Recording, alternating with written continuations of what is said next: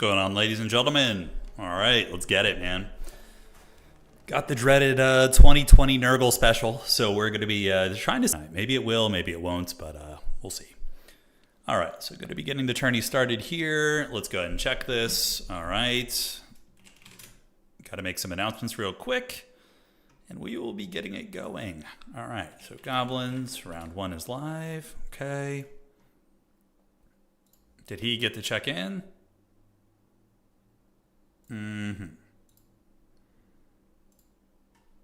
Yes. Okay. So I think everybody's mostly checked in right now. Let's get it going. It worked last time, I know. The last time we did win a tournament with Nurgle, we actually did have his blessings. So, although my blessings were much more severe last time. When I was able to win a Nurgle tournament last time, I actually had a 100-degree fever. But today, it's not so bad. Not so bad compared to it. Okay. We're also going to be showcasing potentially a new map today as well. It's called the Arena, which is very, very fun. And, all right, so we're going to generate the brackets right now. Yes. And here we go. Yeah, we have the Arena map. Yes, it has been added. Okay, so we're going to get in round 1 here, and we have our first round opponent. So let's go ahead and get this. And where is this? All right, Goblins, round 1 is live.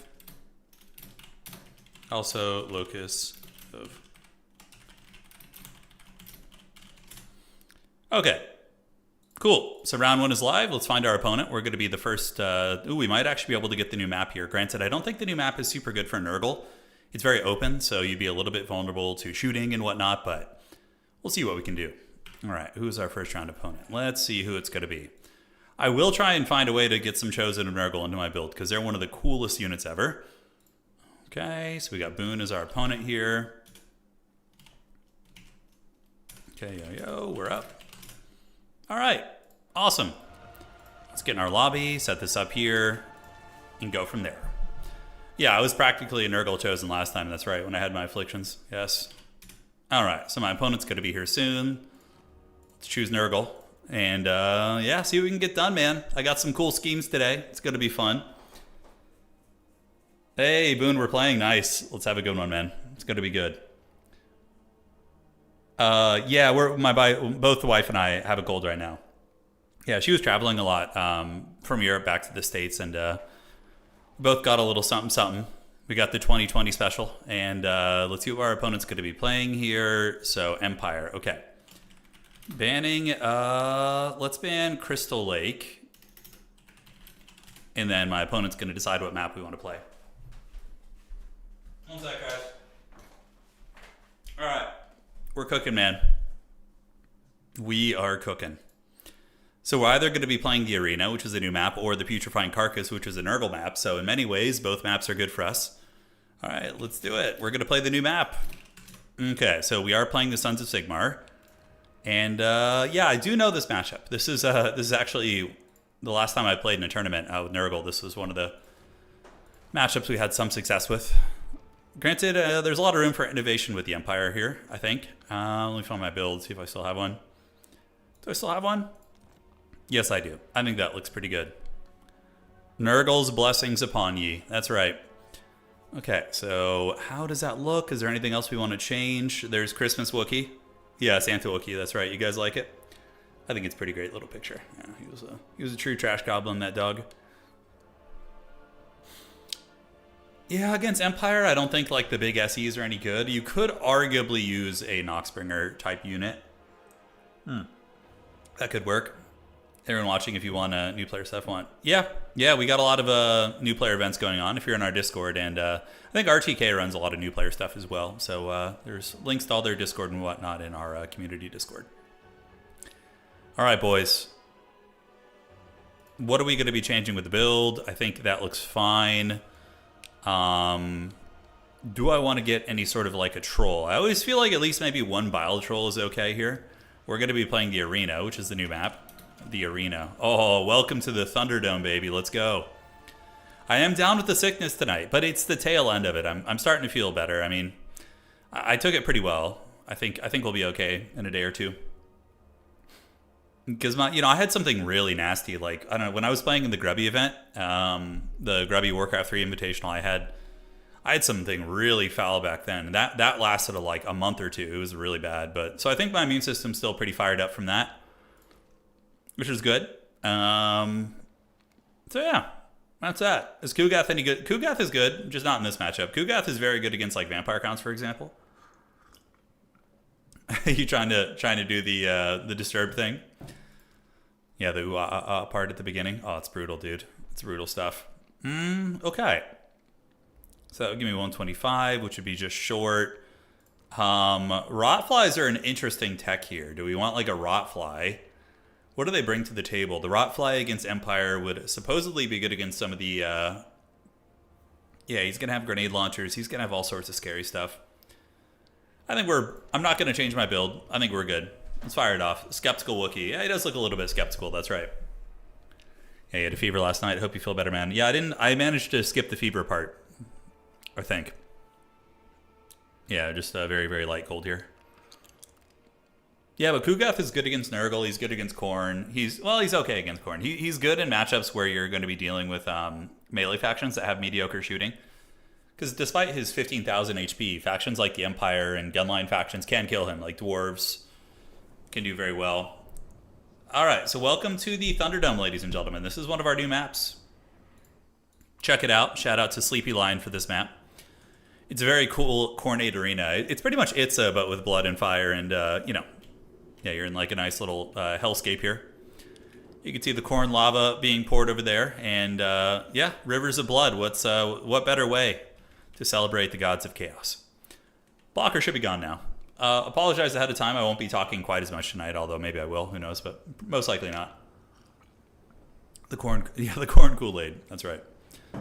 We're going to drink it. So opponent's loading up here. Let me make sure there's nothing else going. All good. As long as you have it installed. All right, got some admin questions here from the homies. Looks like we're good so far. There's going to be some powerful dad sneezes tonight as well, so just prepare for those. Maybe a couple. I would wager one or two.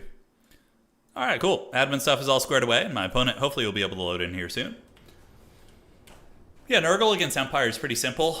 It's just, you know, Empire's going to outvalue you initially. It's just, don't make sure your Lord doesn't get sniped, and you're able to move forward with a big wall of armor. Not necessarily armor, but HP, more specifically, right? All right, so this is going to be very simplistic deployments. Okay, so that's going to be 1.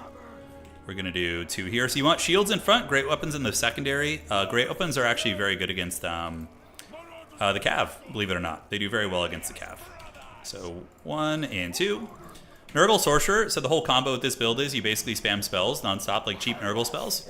These ones, not the big healing spells. And what that does is it triggers the Children of Nurgle, which gives you army-wide healing, which is very, very good. All right, so then here we're going to do Nurglings. Can we deploy on the sides? Oh, shit, okay. Now we're cooking a little bit. Yeah, all right. 3, and then we can get a couple of you guys. Can we really deploy on the sides? Interesting. I mean, the Empire might do the same thing, but it's not going to go well for them if they do that. We will win that fight for sure. Okay, and good luck, have fun. No, it's not Festus. No. Nurgle Sorcerer Lord on Rotbeast is very good. He's a good fighter. He heals himself. Festus is very easy to snipe for the Empire. Like any of their big combat lords can just give him the wiener. And you don't want any of that. All right, my opponent's loading. He's got 15 models, which is pretty normal. Yeah, Pestigores are good. They can get up on the points very quickly. How close? Can I oh my god, you can Vanguard on your opponent's deployment line on this map. Holy shit. Look at this. I could literally deploy right in their spawn and flank them. Wow, that's so tempting. Oh my god. Oh my god. I should do that with 1, but then if he's ready for it, I don't know. He was on stream earlier, so I think he's going to see my deployments right now. Maybe. All right, let's move you guys in there. Move you guys in here, and we're going to get you guys up, and yeah, everybody goes up here. Do a little bit of this, and it's going to be War Wagons. Okay, very meta with Final Transmutation. Yeah, looking good. So the goat people are going to grab this objective. We're probably going to spam out War Wagons after this. Oh, he does have a Sunmaker back here. Okay.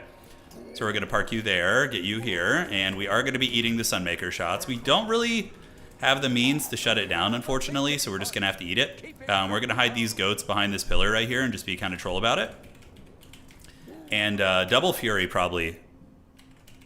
Okay, there's my game sound. All right, so yeah, it's sunmaking time. We're gonna have the sun made on us, which feels bad, but it is what it is. So you guys can now move over there, and we just gotta hope the Sunmaker doesn't get that much value, right? It's gonna get some, but we don't want it to get too much there. So we're gonna send 1 unit back there to press. We need to get a triple cap like right now, like 5 minutes ago, 1 and 2. All right, so we're gonna get the Furies flying over there. We're gonna see how well my opponent defends those, and we do have the points. So Nurgle, Sorcerer, not really any spells worth casting right now. Let's get the Forsaken coming across. And you guys can come over here as well. All right, so the Sunmaker, he's making it rain on me pretty good. You know, he's making it rain. We're going to pull you back in there, try and line up some Streams of Corruption, and he's making it rain. Yeah, he is, unfortunately, yes. Not really too many good targets right now. All right, so we're going to get you Marauders into you guys, you Pestigors into, so 1 Fury's going to go back here. We'll put them in 6, move this way.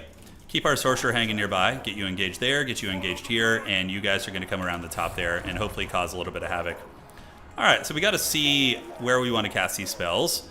We do see some Demogryph Knights with Halberds being called in, so now we're going to make a play for it. So those are Silver Bullets, and that is the Sunmaker. He won't be able to defend both, so we're going to go for that. We're going to call in 1 more Fury here just to zip on down and have some fun. Alright, so now we'll do a little Stream of Corruption on you guys, engage, and that's going to get the army-wide healing going pretty strong. And in the backfield, we have the Sunmaker and the Silver Bullets locked down, so he brought a lot to protect, for sure. It's a lot. Alright, so here comes the War Wagons. We need to be really, really good when we're playing Nurgle at unsummoning stuff, but getting the Sunmaker offline this early is pretty much a disaster for him. You know, it's very, very good for us. Alright, Pestigor's over there fighting the good fight. We got the Nurglings coming around, so we're going to send some Gremlins over here, send some Forsaken down here, and just send the Grey Opens back there. He might be able to stabilize it. We're going to see. We're going to hide some Furies back here. Next up, we need to see if he's going to be trying to go for any of our points. I don't think so. So let's just call in Forsaken. Be nice and secret and safe here. And we're going to go ahead and do a Stream of Corruption right down the pipe here on these guys. Just keep lurking with our Sorcerer right now. There we go. Pretty cute. And we do have the Fury unit that could get on top of the Crossbowmen. Not a bad idea. Sunmaker is going to be offline for now, and now we do have pressure coming in on the sides. Let's get the Pestigors into the Greatswords and you guys down there. And we get our character fighting as well. So I suspect he's going to try and ninja a little something something over here, so we just want to send some trash to make sure that doesn't happen. Because this battle is basically, it's all about stuffing. You know, keeping your opponent back. So what we're going to do is Curse of the Leper on the Frolickers Bubonic. Make them a little bit tougher there, and just kind of keep cycling our Nurgle Blessings, basically. Alright, so Forsaken are on top of the Archers here. A lot of the trading's going very well. Got to unsummon you guys, and then we need to get some Nurglings over here. Make sure he doesn't get that point. He might be able to, but I think we'll be okay. Alright, so you guys keep blitzing. Chad Pestigor is fighting it out. Let's get you guys on the Silver Bullets. And the Furies were able to get their kill, so now we just pull them back and through. Get the Great Opens going after the Empire Knights right there. And he does get me with the Final Transmutation, which is, you know, it is what it is. Go ahead and afflict those guys with a little bit of a debuff right now just to get the map-wide healing. Forsaken onto Swordsman. Pull you back there. And he is going to steal that side point. We're going to need to get that back for sure. And also reinforce. Because Empire will usually outvalue you, so you need to win in other ways. Alright, so Great Opens onto the Empire Knights. Forsaken are chasing here. Nurgling's chasing here. Let's get you guys on Silver Bullets. And get the Pestigors onto the Greatswords, which is the ideal trade, basically. Alright, so we're going to come back here, see what we can find. That point is going to get robbed by my opponent, so you got a little bit cheeky there, which is fun. So keep you guys chasing the wagons, just to be cute. And we're going to do a Stream of Corruption right down the pipe on you guys. His backfield is not looking good for him. We are all up on his shit right now, and really, really getting some good tar pitting. Okay, let's call out some Marauders just to reinforce this point. You guys are going to grab this one again. We got some shielded boys, and we can get the Pestigors to come reinforce the middle.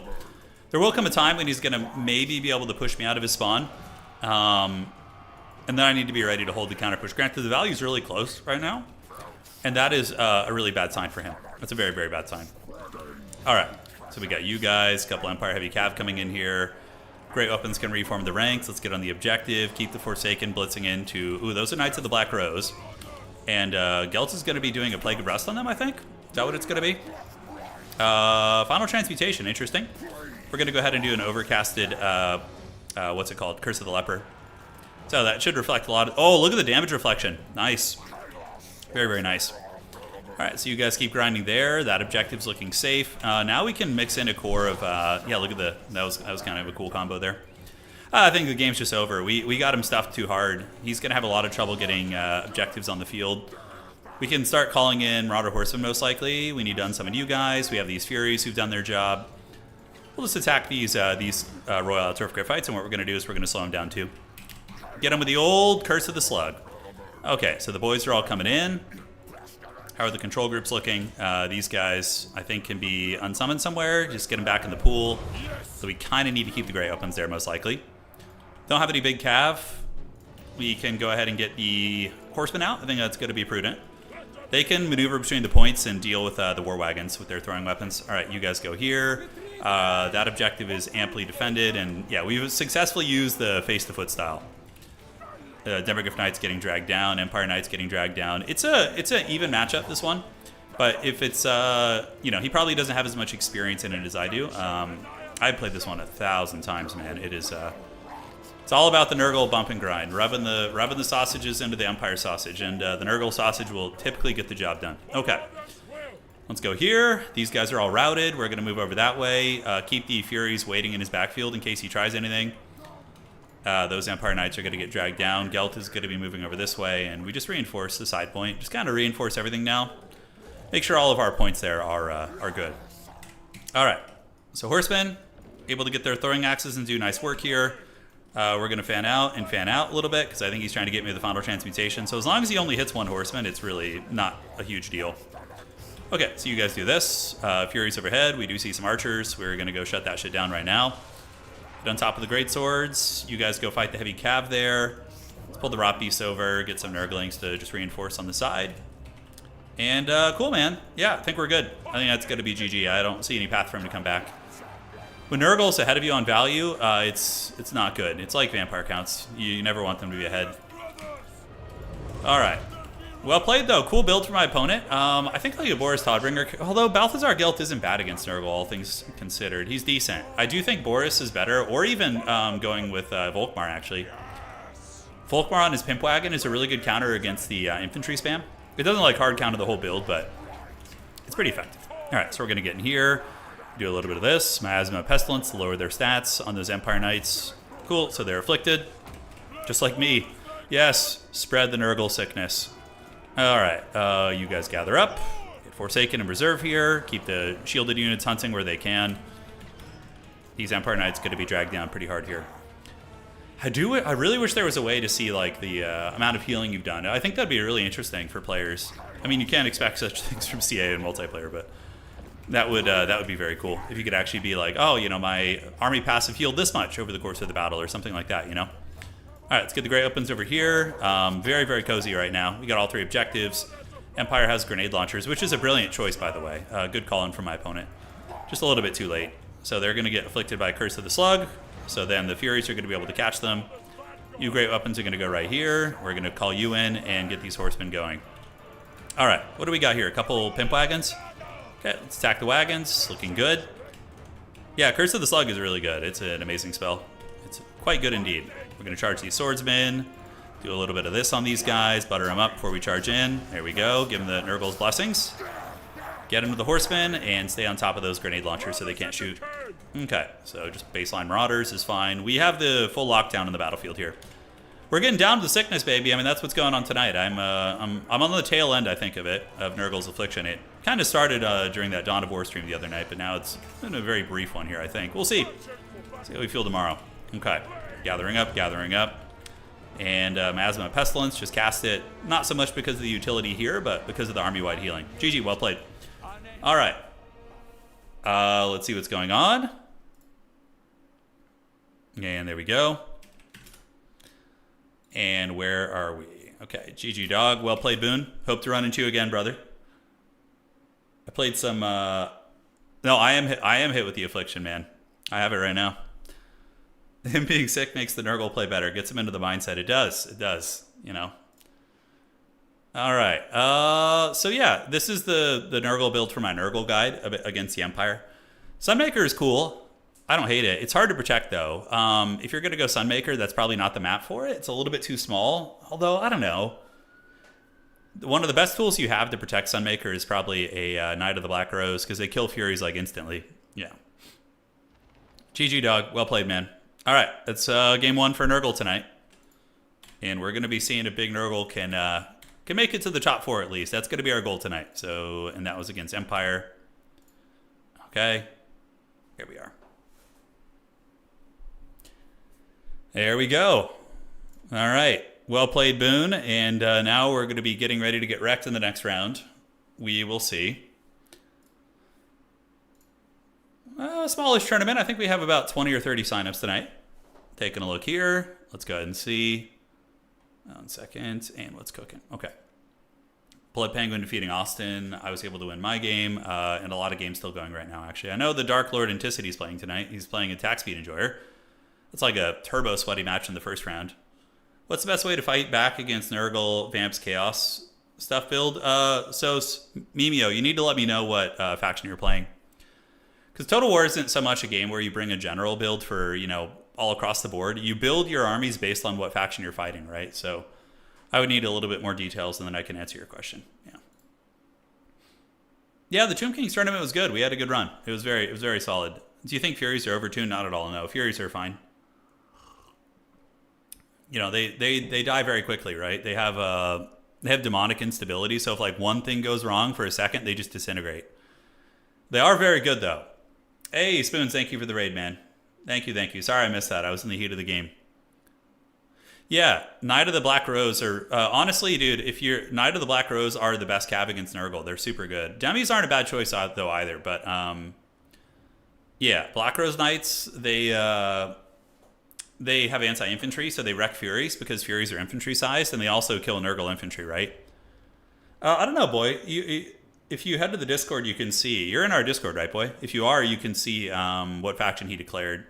I think he's playing Demons of Chaos or something, which is really bad for us because that's like an 80-20 matchup favoring Demons of Chaos against Nurgle. So if we get that matchup, especially against Anticity, we're probably just cooked.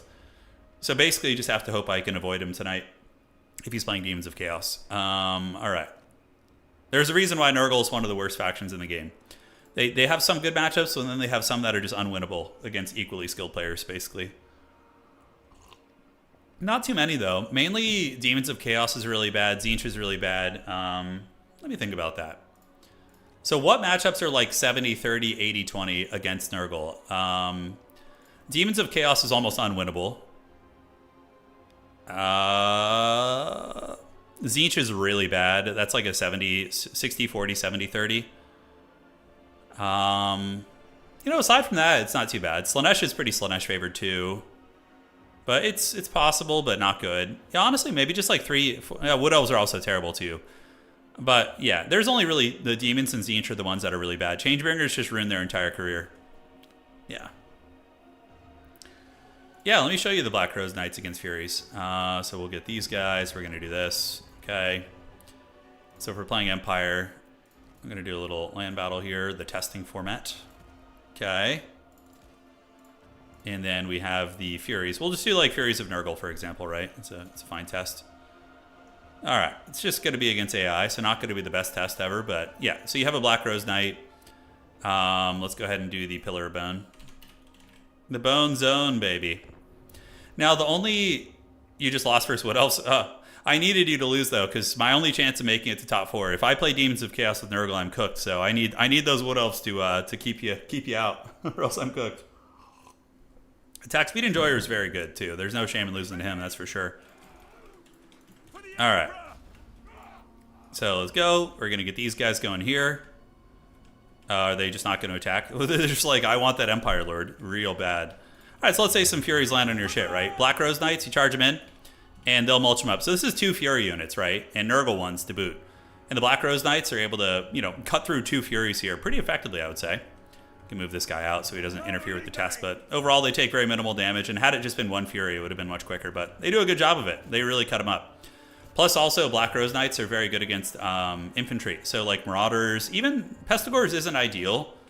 But yeah, that would be something they can fight against as well. They are my go-to as Empire against Nurgle. Yeah, so if I was playing Empire into Nurgle tonight, let's just say I'm in the tournament playing as Empire. It's been a while since I played this one. It's been a while. Hey, thank you. Legion, I appreciate the donation, man. Thank you so much, boss. Novelty, and thank you for subscribing. All right, boys. The fire rises. All right, so there's a couple of choices. Volkmar is good. Boris Todbringer is also very amazing. The meta Nurgle against Empire's infantry spam to tar pit the objectives and drag you through the mud. That's how they do it. The Volkswagen is all right, but he does get beaten by a Nurgle SE, so if they do go with the Nurgle champion build, you could be in some trouble, so Toddy's probably a safer bet. So you just want to keep White Cloak, Midland Runefang, and Crush the Weak and put him on a Griffin. Hey, Riss, thank you. Oh no, sorry to see you. Oh, it's all good, man. Although you won the last tournament while you were blessed with... I know, it's true. Maybe we'll have such success tonight. We'll see. All right, so Toddy would be my pick. Probably a Burning Headcaster, just because it's so good against Pestigors. You know, it's just so money there. And you can also do, like, Cascading, just for the Kindle Flame synergy. Blazing Sun Knights are honestly really good, too. I mean, you can go either Black Rose Knights or Blazing Suns. They're both viable choices. Blazing Suns do a bit more damage with the charge bonus, and they also do fire damage, which is probably better against, like, Toads. So I might even lean into Blazing Sun Knights, but I'm a big enjoyer of Pistoliers here. I like them to contest the early objectives. You're going to want 2 grenade launchers pretty much always. And I would even open with a couple Blazing Suns just to like cycle charge and hammer some infantry. I think that would be totally fine. Artillery is all right in the back. Like, I don't hate a Sunmaker in reserve. But I don't know. Is it really going to be the way? Yeah, Black Rose works. Blazing Suns work. I do like the Griffites because just in case they don't go for an infantry spam build, having some dedicated anti-large here is going to be a good idea. Spearmen with shields, great baseline infantry. You know, they can do well. But honestly, I think Flagellants might be one of the better choices here. Like a Flagellant opening like that. Because they just hold, you know?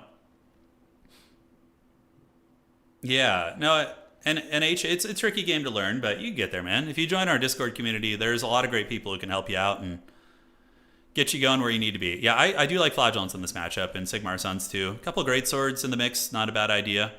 You got the double grenade launcher. Then you can mix in a Black Rose Knight. Let's see, because Nurgle doesn't have halberds, right? So your cav are usually going to be safe-ish. A single silver bullet isn't terrible, and yeah, let's see. We do lack a little bit of anti-armor here.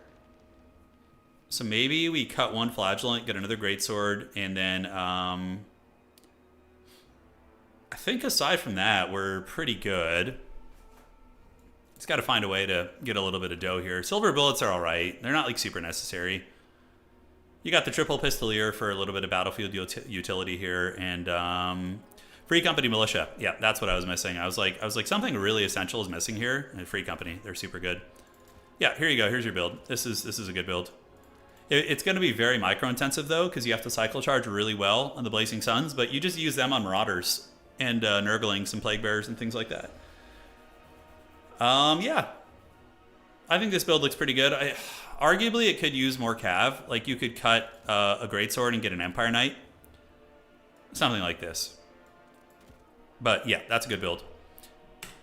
All right. Yo, Turin, you going to play that Game of Thrones RTS game? Oh, hell yeah, dude. I'm going to be all up on that. It looks like it has, like, a Total War aesthetic, where you have, like, a campaign map and then RTS battles with politics and stuff. Dude, that's, like, right up my alley. I really did have a good time with Dune Spice Wars. That was a really fun kind of arc we had on the channel, and it kind of gives me that sort of similar energy. Barbarians, question for you: are Chaos Warhounds with poison better in Nurgle or Warriors of Chaos? Curious who gets more mileage out of them. So it really depends on the matchup, right? So with Nurgle, you only have the poison hounds. They're still really good because here's the thing: they are basically 100 movement speed. And they have 4 capture weight. So in domination mode, you can use them to quickly capture things. You can use them to chase down weapons teams and things that are really good against Nurgle. So very good here. Against Warriors of Chaos, I would say they're less important because Hellstriders exist. So if you're looking at the Warriors of Chaos roster, they have Hellstriders, which are just one of the most broken units in the entire game. So yeah, you get the same kind of efficiency out of these guys. They're not useless. You know, still packing one is a good idea, but typically more effective for Nurgle, I would say. My favorite faction is probably Nurgle, Chaos Dwarves, and Empire. That's what I play in tabletop, so. I usually play based on flavor. You know, I play on the factions that I enjoy the thematics of more so than competitive. So that's for me is the way. Any news about new DLC? No, nothing, dude. Seems like CA is in hybrid. Yeah, they're turtling up right now. You know, like you know how when somebody's losing a fight, they turtle up, they lay on the ground, and they curl up in a ball. Yeah, so it's like, you know, if you ever watched a UFC fight or an MMA fight, right? When somebody's really going down, they tend to just turtle up and wait for the referee to stop the fight. That's what CA is doing right now. They're turtling up in their turtle ball, trying to come up with some PR, some PR solutions to their disaster, basically. Yeah, they're trying to what is the word? Save their disaster campaign, right? So that's what Legends thing does. Referee, do something. Yeah. Yeah, it's an unfortunate thing, you know, because I actually know a lot of the I know a fair amount of the developers and people who work there on like the ground level and working on the product, and they're really good people who work really hard. But I feel like a lot of their efforts are obfuscated by, you know, the big suits up at the higher levels who are rushing deadlines, not funding projects enough. Like it's just the classic problem, right? That you see with these companies. The higher ups are just going to rush them and not give them enough time to polish their products, and then you get these kind of disasters. Because the people that I've interacted with, you know, having visited their office back in the day, they were like awesome people, right? They care about the game. They put in a lot of effort, a lot of hours, but there's also the issue of turnover too. I feel like that's one of the big issues with CA2 is that Total War Warhammer 1, 2, and 3 were, you know, created in large by different developers, and it's a very complex system. I feel like the rig that they built the game on is very probably janky at this point, considering it's kind of Frankenstein together. And you get a fair amount of turnover with developers and people at the company. And this is all conspiracy theories, by the way. Like, I don't know if any of this is true. But I suspect new people come in, they have to work under the framework that old people set up. Maybe that's, you know, not the right communication, et cetera, et cetera. So, yeah, that's just my tinfoil hat. What's popping, gamers? Let's go on, Assyrian. We're just getting ready for round 2 of the tournament, waiting for the round to finish. We won our first round versus Nurgle. With Nurgle versus Empire, excuse me. And now we're going to be playing some killers. Man, we got a friggin' Blood Penguin. Yeah, Enton's in there. Attack Speed Enjoyer on Wood Elves. That'd be very, very hard. Yeah. And Mo in chat saying it's frustrating too when you consider that the community is almost begging CA for DLC. Oh, I know. It's funny. Like, Total War Warhammer is one of the few games where people are like asking for DLC content. They're like, please, we want to give you our money. Just give us a working product, you know? It's just like there's so much they could just print cash, you know, with like these DLCs. Like if they just like delivered a flawless Nagash Undead DLC or like a Thankful or anything, like people would just be fiending for that, right? But they just the haggardness can't be helped. Granted, we're kind of insulated from that a little bit with multiplayer. You know, we don't deal with we're kind of like an analogy I guess would be apt is like, you know, in The Walking Dead, there's like civilizations that live behind walls. You know, the campaign players are the ones having to wander the apocalypse and scavenge for food and to play their campaigns, and we're just like in the walls of Alexandria, like comfortably playing multiplayer. Yeah, I think it's apt. Are you going to switch up the build on us, or are you going to pull a sneaky and just run Oh, no, I'm not going to use that same build in every matchup. No, totally not. Yeah, totally not. So somebody wanted to know what happened in Total War. So I'm kind of out of the loop, honestly. I didn't know about all the drama until like 2 days ago. But apparently they introduced the patch which like broke 2 factions in the campaign. So essentially if you're playing like a campaign, there's 2 entire factions that just don't do anything. They just sit there and they AFK basically and don't interact and they just die. So it kind of messes up the campaign experience. Yeah, for, you know, I'm sure some people don't really care about it. It's like, whatever, 2 factions, I can play something else. But it's only when the AI is playing them too. So if you play them, apparently they still work. Yeah. All right. Let's do it. And let's set up our lobby here. T2. The blessings of the Plague Father are upon us. Yes, yes they are. Okay, so waiting for Pancake and Ridley to finish their games. So we're going to be playing Attack Speed Enjoyer, Blood Penguin, Death Ricochet. We got Bob That Builder, Empire for Hire, Gamer Guy also. All right. Yes. What's the hardest matchup for Nurgle? No, Khorne is actually favored, or even, I would say. The hardest matchup in the game is Demons of Chaos. This shit is just freaking miserable for Nurgle because they just whip out their fat Tzeentch cocks and then their fat Slaanesh cocks, and they just give you the business because you cannot contest the skies against Demons of Chaos. You cannot. They will dominate the skies against Nurgle. And then what happens is the Changebringers come in and they fly over your army and just kill everything, and you have no choice. And then when you try and play the mobility game against them, they have Hellstriders and they have Seekers of Slaanesh and Fiends, and you just have like no good answer. Like Nurgle has no good answer against Fiends of Slaanesh. Nothing. It is just a horrific matchup. So if we run into them, you have to go all out and just hope you can cheese them somehow because it is so favored for the Demons of Chaos. Yeah. All right. What's going on here? Going back to Nurgle, and we're going to go see what the next round is going to be. All right, we're ready. Good job to everybody finishing the round quickly. That was about 37 minutes. Not the quickest round, but pretty good. Now we're going to advance the Swiss. We just got to avoid Demons of Chaos. That's the big thing. If we can avoid them, then we're cooking. All right, so we're going to be playing the Big H, the dreaded Big H. All right, so let's announce this. Round 2. Okay, so let's invite our opponent here, and we're going to do it. Nurgle has Furies, but yeah, you can't win. They have Screamers, they have other air units that just dominate the skies against you. The Big H. All right, so I think this is my opponent here. I'm not 100% sure. And here we are. Norscan Rise, Eastern Isle Colony, or Glade of the Everqueen are going to be the maps. Okay. He might be playing Wood Elves. Wood Elves is a hard matchup, but not unwinnable.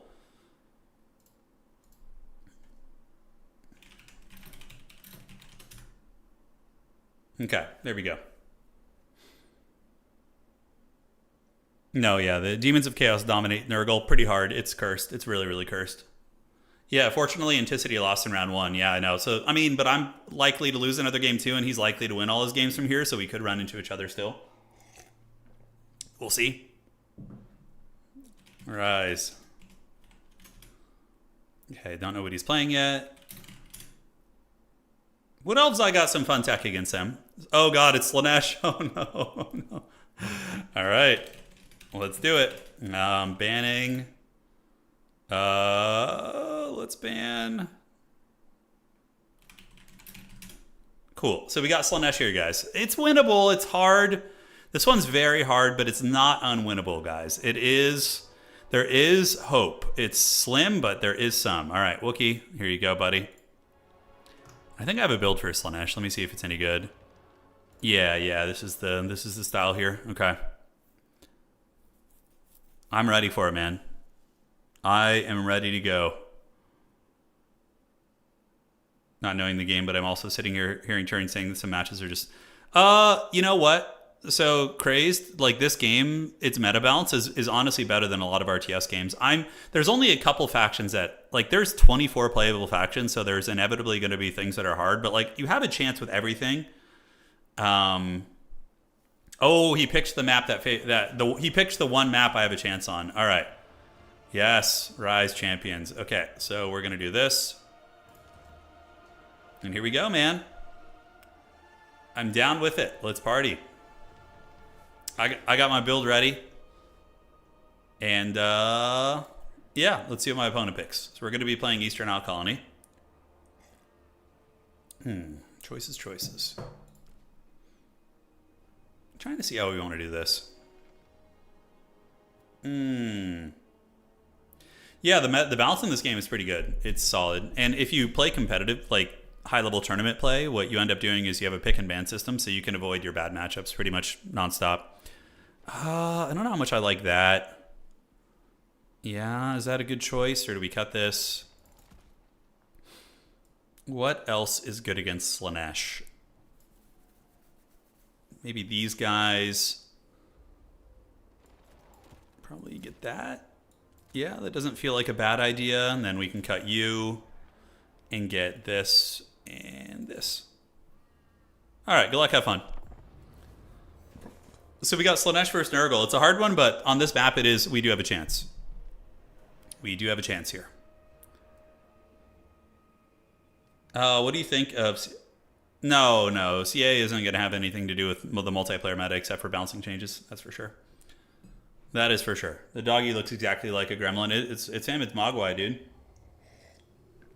That was our old pug Affenpinscher monstrosity Wookie from many, many years ago. Okay. Here we go, baby. Plague Father has blessed me IRL, and so too will he bless me in this game. So Kugath is here. The Toilet Seat Master is ready to go, and honestly, they don't really have any way of effectively dealing with Toilet Seat Master. It's very, very difficult. So we're going to get you, and you guys are going to sit on the back objective, and we're going to take you guys here and here. 2. Kugath is going to go here, 3 and 4. Then the Horseman will be in control group 5. All right. So this match is Slaanesh favored. Pretty good, but it's like a 60-40. But because of the map he picked, I now have I would say I have a little bit of I have a decent chance. If I play well and he makes some mistakes, I think we have a good chance. All right, good luck, have fun. Plague Bearers are really quite good against Slaanesh too. They do very well against most things. Okay. GLHF, let's do this and do this. We're going to get the Plague Father moving up. Soul Grinder's going to move up, and we're going to move you up too.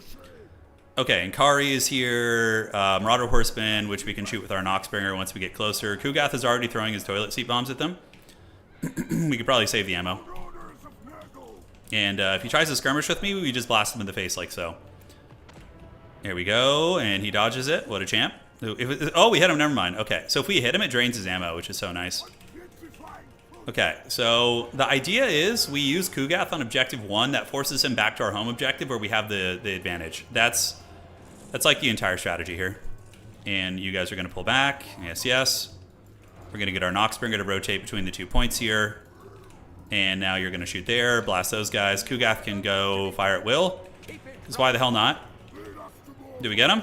Hey, they got skeeted on by the Noxbringer. It's not about the damage, it's about draining their ammo. Although Kugath with a nice little direct hit right there too. So first thing we call out, Festering Stooges, I'm thinking. And then if he comes back here, we just shoot him with the Noxbringer. Okay. Cool. So yeah, feeling pretty good. And Kari does not win against Kugath. Kugath will dominate that fight. Pretty hard. And I know my opponent is going to go for the back objective, realizing they can't defeat Kugath. So that's when you just park some of the hardest to kill infantry in the game there, right? All right, Toilet Seat Master is going to go. We're just going to park right here, keep bombarding you. Noxbringer is going to come over this way. And we just kind of chill out on the objectives now. The die is cast. Our game plan is here. We're going to get the Noxbringer over there, and we're going to eat some shots. Not a whole lot we can do about that. Okay, Noxbringer is coming. He's trying to run. We're going to rip a shot right there. We can go counter skirmish a little bit too. Did we get him? We missed that one, unfortunately. He's microing super sweaty right now. Okay, so we're just going to get our Horseman and put a little bit of firepower down there. Meanwhile, the Noxbringer hopefully gets a direct hit right here. We'll see. Hellstriders are coming in. Totally fine. Get some Furies if we need to. That's going to be a hit. And then we just retreat back this way, and cool. So Kugath can keep waddling. We can move him back this way, and Kari's coming for that bread. We're going to do the Unholy Hand Grenades here, and we're going to do an Overcasted Rancid Visitations on you when we can get in range. Turnabout face, get you guys in. And Plague Bearers can move up here. You guys move up here. Outstanding. All right, so next up, we probably want to get some Shielded Infantry on this objective here. Yeah, Plague Bearers trying to chase those guys back. It's all fun in games until he runs out of ammo, and then we're really, really cooking from there. Okay, so let's go chase you guys off the objective, throw our toilet seat bombs there. Nice direct hit. That's draining all their ammo out, boys. That's draining all their ammo. All right, more Plague Bearers. Here we go. All right, Kugath. Let's keep it going. Yeah, 3 Horsemen is not enough to kill Kugath. If you wanted to kill... It is possible for Slaanesh to kill Kugath, but it takes a lot of effort. We're going to save our Unholy Hand Grenades. And see where he decides to go. So Forsaken are arriving. They do pretty well against us here. Let's get some more Plague Bearers moving up. Kugath, the Plague Father, is going to come, and we'll see where Ankari decides to go as well. Just going to park you here. And these Forsaken are going to get obliterated by Kugath, basically. That's going to be exactly how that goes down. He is one of the scariest characters in the game at dealing with these type of situations. All right, so you guys come, you guys come. And right here, we do have some Hellstriders coming around. Okay, Furies to deal with them probably would be good. But the Plague Father's blessings are upon us. Hellstriders are coming for us, no problemo. Furies will be called in a moment. All right. Noxbringer can shoot at these guys on the hill. Kugath is just going to toilet seat bomb this. Give him the biz. Yes, yes. And, yep, we just need to get these infantry up on the point. Pull these guys in. Retreat our horsemen back. Looks like some witchcraft is going down. I'm not sure what it is, but it's fine. I think it's like Phantasmagoria. Which is fine, because we have a lot of infantry here, so we should actually win this fight. Kugath is going to do his thing, and we can call in some Furies now to help out, too. Furies are actually a counter against Hellstriders. They do very good. One of our boys does get beat up, though, and Kugath is a bit surrounded, so I don't know, actually. I could lose Kugath here. I didn't think it'd go like this, but... Oh, it's because of the Wit Stealer Sword. Yeah, that's right. Okay, so he's going to get the heals off. He's going to keep going. Wit Stealer Sword will be off in a couple seconds, and then we should be able to heal up and stabilize from there. It's a bold strategy, Cotton. We'll see if it works out. You know, trying to kill Kugath, many have tried. We're going to go ahead and do a Rancid Visitations Overcast on you, and now we just kind of win this fight here. Exalted Plague Bearers can waddle over this direction as well. We need to get our horsemen back and get another Fury to come in and just rip these guys up if we can. Yeah, we'll see if we can. All right, so Kugath was able to endure the Wit Stealer Sword, which is pretty impressive. A mighty beast of Nurgle he is, and he's going to move back, and we're going to use the shots to drain the ammunition here. Meanwhile, the two Hellstriders are going to get dragged down. We probably want to save for Fecundity. I think that's going to be good. See, we ended up winning the trade. That is for sure. We have the Exalted Plague Bearers on the other side. So every time he looks over there, he's going to see the Exalted Plague Bearers and be like, I don't know if I can deal with that. Let's get you guys in here, you guys in here. And now we basically just call it the Rot Knights as the Hellstriders get escorted off the battlefield. Great. So we're going to save up for another heal. We're going to use our bombardment on you guys. And yeah, it's very predictable. Everybody does the same thing against poor old Nurgle. They're going to be rotating over to this point now. So we just reinforce that with the boys. These Furies... Need to chase these Hellstriders off. Although it's almost better if I don't chase them off, you know. Now Kugath and Homeboy are going to move over this way. We're going to park you here. Those are the Eternal Entourage, which are pretty good. But, you know, they don't want to be eating my hand grenades here, basically. That's for sure. Let's come and come. He's not going to be... Yeah, he's just going all in on this side objective now.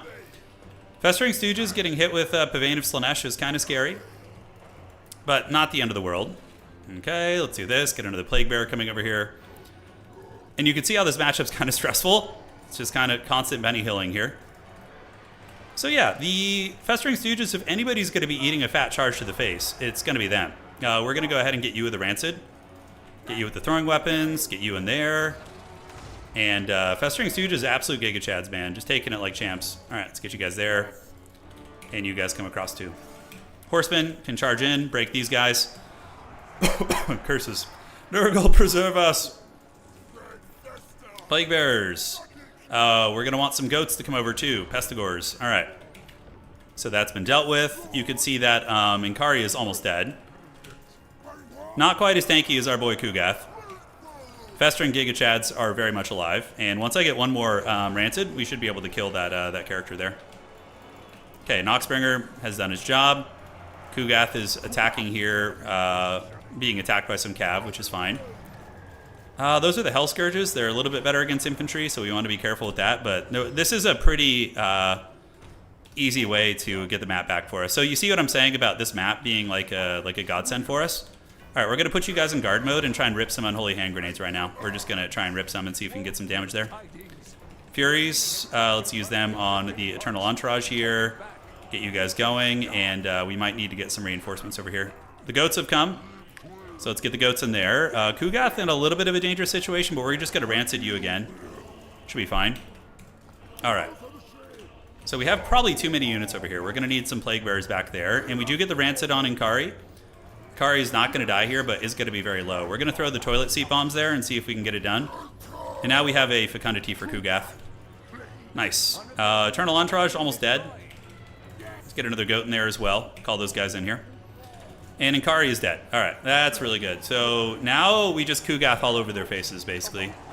So gather, gather, gather. Now this build would only work on a map where I have a safe home objective. If it was like an Itza style map where they could roll between all 3 objectives, I probably would have just been done for. I'm gonna get the Furies, go jump on these guys, and these Furies can probably back out. Let's get Kugath in here. Inkari just chilling with 34 freaking HP, by the way. Pretty wild. All right, Rot Knights next. Let's get you guys out. These Plague Bearers can chill here. We can honestly take all 3 of these and go for the Slaanesh home objective now since we're so far ahead. And you guys are going to run back here, and we'll call in a Rot Knight in a minute. Kugath just kind of hanging out, you know, living his best life. He's going to go here. You guys go here. Furies can go after whatever. Chase down the Hellstriders is a good idea. And Festering Stooges have done their job. We're going to move you guys up now. And my opponent might go for my back objective here. We'll see. All right, unsummon the Horsemen. We need some fresh ones. Kugath is going to maneuver back this way. Pestigor's right there. And let's get some of the goats moving up. So now we can triple cap here. Kugath does have his Mortis in multiplayer. That's what makes him such a good counter against Slaanesh. Like in land battle, Slaanesh gets countered by Kugath. They can barely win from what I've heard. I guess it depends on the rule sets and whatnot that people are using. Because land battles all got that stuff still. Let's move up on that point. Unsummon you guys. Noxbringer is still fighting here. We're going to call out some Rot Knights. Rot Knights are okay here. Definitely not the worst thing in the world. Kugath probably has a shit ton of value, though. Yeah, now we just swamp up on this back point. Seekers are good, but they will not want to get in combat with a bunch of Nurgle infantry. All right, you go here. Kugath is going to do his thing. Furies are going to chase you guys down. Rot Knights should be able to finish them off. Okay, let's do this. Get you guys going right here. Slow them on down. And now the dreaded legions of Nurgle are gonna move up and just have their fun. Back objective. Let's get some Marauders just to keep the Forsaken at bay. Rot Knights and company are able to break this position, and Hellstriders do lose to Rot Knights pretty decisively. So it's an armor thing. All right, like clockwork, baby. He was a good player too. That was a solid attempt. He had good micro. It was very sweaty. All right, let's do this. Let's do this. Get another Plague Bearer coming out. Oh boy. Yeah. Let's just sit on this objective. Let our Plague Bearers keep fighting. He's going to be maneuvering this way. And Kugath. Oh god, Anakin, I'm too weak. Plague Father, preserve us. I feel like I got to go paint some Nurgle on tabletop tonight after this, man. Well, it looked like he was battling uphill because of the map. The map gave me a huge, huge advantage. Because it's a choke point map. Like, he can't flank through these buildings. So it allowed me to maneuver easily between these and took away his mobility a little bit. Which was nice. Okay. Let's do this. Get you guys going after the Eternal Entourage. Throw your toilet seat bombs on them. Let's get you in there. I don't have any ones magic left over. It's fine. We just retreat. I feel like it's The Walking Dead with, like, Nurgle. It's, like, so zombie style. I mean, I almost feel like Nurgle is more Walking Dead than the vampire counts, you know? Just because, like, their actual vampire count zombies aren't terribly threatening, but Nurgle zombies are threatening. They, like, hit hard and they grind you down. All right. GG, well played. Fun match. GG, dog. Well played.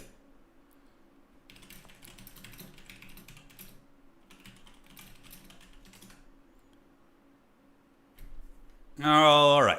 How many points of Death Guard do you have? Ooh, I would say 4,000 to 5,000. Yeah, 4,000 to 5,000. I have 120 Poxwalkers. I have maybe 30 to 40 Plague Marines. I have 3 Plague Burst Crawlers, 3 Fetid Blow Drones, 2 Mephitic Blight Haulers, Mortarion. I have like 3 of each character. I have 10 Blight Lord Terminators. I have 6 Death Shroud Terminators. I don't know. There's probably other stuff I can't think of, but yeah. All right. GG. Well played. All right. I'm just talking to my opponent right now. I'm like, that map saved me, dude. If he had just picked the other map, I probably would have lost.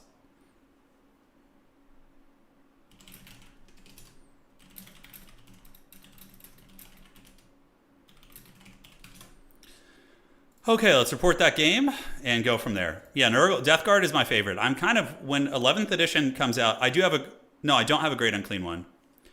My buddy has one that I painted for him, but I use it when I need to, but I don't own one myself because there's only one warband that you can use the Great Unclean one with, and yeah, it's not even my favorite. I always play Poxwalker Hordes. Most of my lists run 90 to 120 Poxwalkers when I do play. It's the most fun way to play. Granted, it takes a long time, but like having an army of like plague zombies marching down your opponent with like heavy metal terminators marching behind them is like, it's like the ultimate power fantasy. It's so great. All right, so that's going to be Nurgle. Curse the Baggins. I'm too weak. Versus Slaanesh.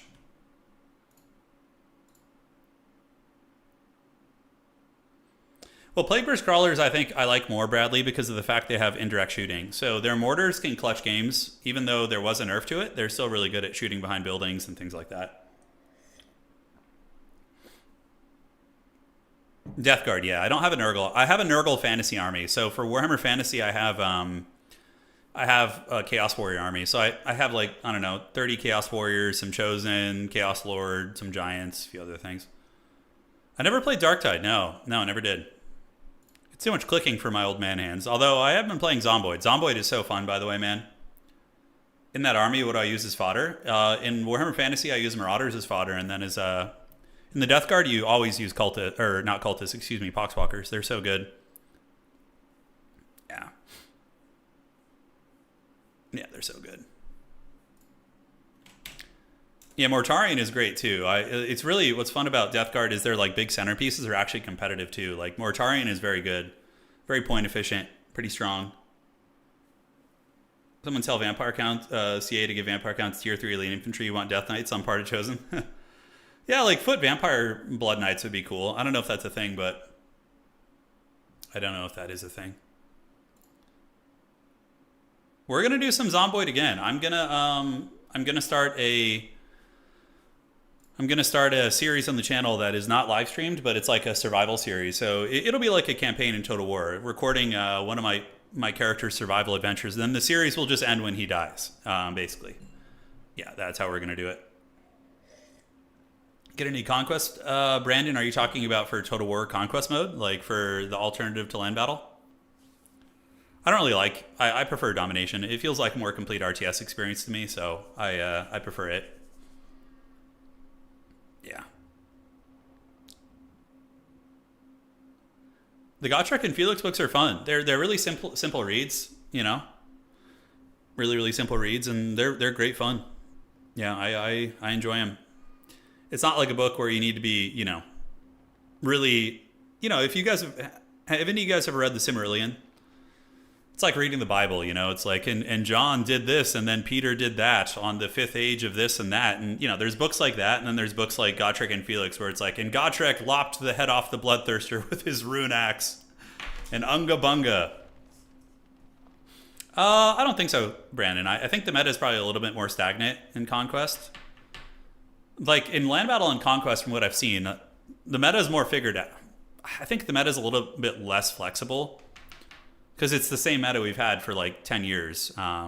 Whereas Dom has a little bit less build roulette due to the fact that you have reinforcements. You don't just like lose on loading in as much here, which is one thing I also like about this game mode. But Conquest is a great game mode. It's definitely solid. I mean, if we had launched Warhammer 3 with just Conquest, I would have jumped all over it. But I just prefer Dom. Oh, Nurgle's my favorite Chaos God for sure. I just love the aesthetic. How scary they are. Okay. Where are we going? Still waiting on 3 players to finish. The Dark Lord Anticity has gotten his vengeance and won his next game. And we will be going. So you're saying this feels like when you play Domination, you can make up for not having the right thing? It's kind of, well, so Brandon, here's the thing. This to me is more like an RTS game, right? Like if you're playing StarCraft. Okay, so you're playing StarCraft, you're playing Turin, and Wings of Liberty, whatever. You build some Space Marines, or some Marines. I'm so used to 40k stuff. You build Marines, and you know your opponent builds a counter to Marines, and you go and you're like, oh, they built Roaches. I'm going to build some Marauders. You know, like it has like a production system in a way with reinforcements that reminds me of other RTS games. So you have your tech route being like your reinforcing army, and I really like the tactics of that. For me, it's very fun because I prefer base building RTS historically, except with the exception of this game, of course. So, yeah, that's something I really enjoy about it. Surviving a battle with Nurgle. So, you know what's interesting? Yeah, I play a lot of 40k tabletop. I used to be a hardcore tournament grinder. I played a lot of tournaments 8th edition. I played a lot of old world tournaments when it came out. Whole bunch. It's fun.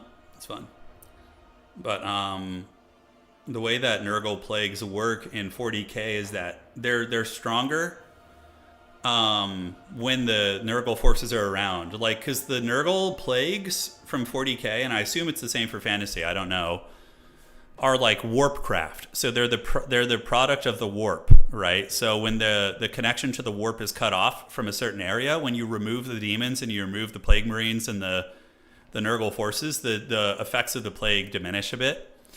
So it gives the good guys a bit of a chance, right? Because otherwise, if you just fought Nurgle every time, it would just be like, awful. You just always fight a losing fight, right? Especially like the non-Space Marines.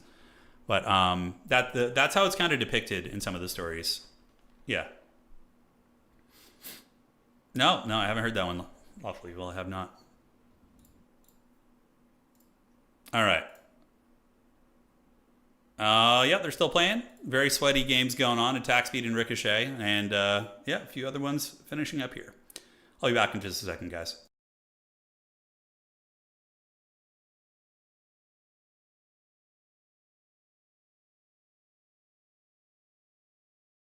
All right, I'm back. What's your least played faction in competitive? I'm pretty bad at Cathay. Pretty bad at all the elf factions, like Wood Elves, High Elves, Dark Elves. Dark Elves are probably my worst faction with Cathay. I'm pretty mediocre at all the elves. I just, there's something about their style doesn't do it for me, Yeah, it doesn't tickle my pickle. So, Turin, do you think they actually started the 8 Tides of Torment? Oh, I think it's probably, I would assume it's probably like way far along. But they're just waiting to launch it until they can deal with whatever their current issues are. Yeah. It's been so freaking long, God, has it been really like 9 or 10 months? When did we get our last DLC? That was like 9 or 10 months ago, right? Yeah, ages, man, ages.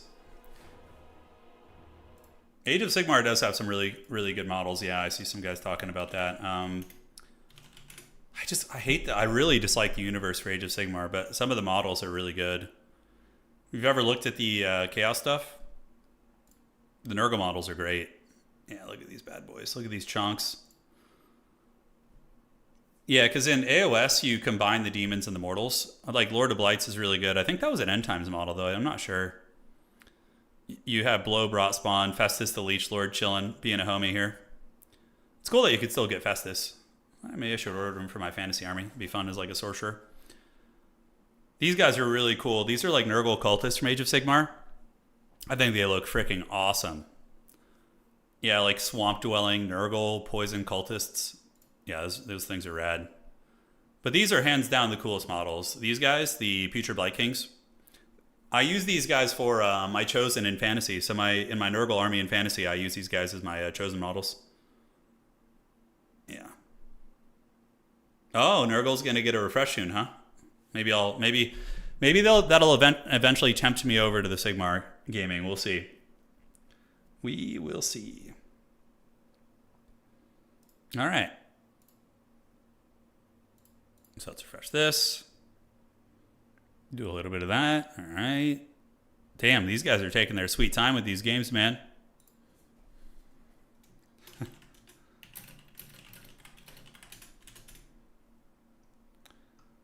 All right, scrolling up here, and yeah, we're still waiting on a couple homies. How does tabletop work, and how do you afford the whole army? It depends. Yeah, I mean, which tabletop game were you talking about? Because 3D printing is pretty big if you're playing some of the older games. For newer games, I mean, when I was buying secondhand. So I'd go and try and find deals on eBay and broken models and fix them up and things like that when I was having to be more budget conscious.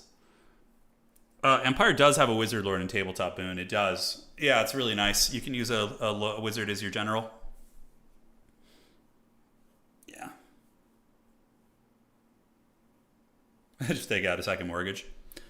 Well, it depends on the game, right? If you're playing Lord of the Rings, for example, like let's go to Middle Earth, right? We're gonna go to Lord of the Rings Evil. Like this is, it's not cheap, but this is a starter box for the Lord of the Rings game. It's Isengard, so you get Saruman, you get some scouts, and this is a whole army.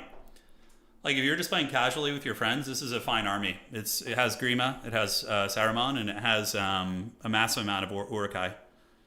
You could play the Muster of Isengard with this list pretty easily.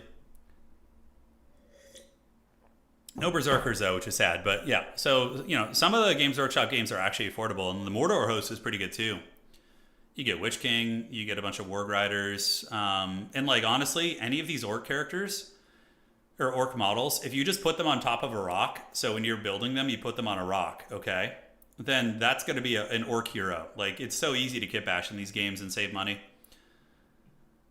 There's no such similar deals for, I don't know what the Age of Sigmar starter boxes look like. Let's see. Chaos. Let's see what like Hedonites of Slaanesh look like. They have Sigvald too. It's pretty cool. Yeah, I don't think this is near a full army here though. You don't get as much of a bargain from their other games. It's still really expensive. All you need is a $2,000 3D printer. Oh, dude, not at all, bro. My buddy has like a $150 3D printer, and it's a resin printer, and he has probably printed, I don't know, if we're talking 40K, he's probably printed 30,000 points worth of miniatures. And he has a fully 3D printed guard army, sisters, demons, custodes, everything, man. Yeah. James Workshop's watching him, man. Yeah. It's totally, it looks good. All right, so what are we doing here? We got Attack Speed Enjoyer versus Death by Ricochet. Still going. It's a dwarf game, so that one's going to be sweaty.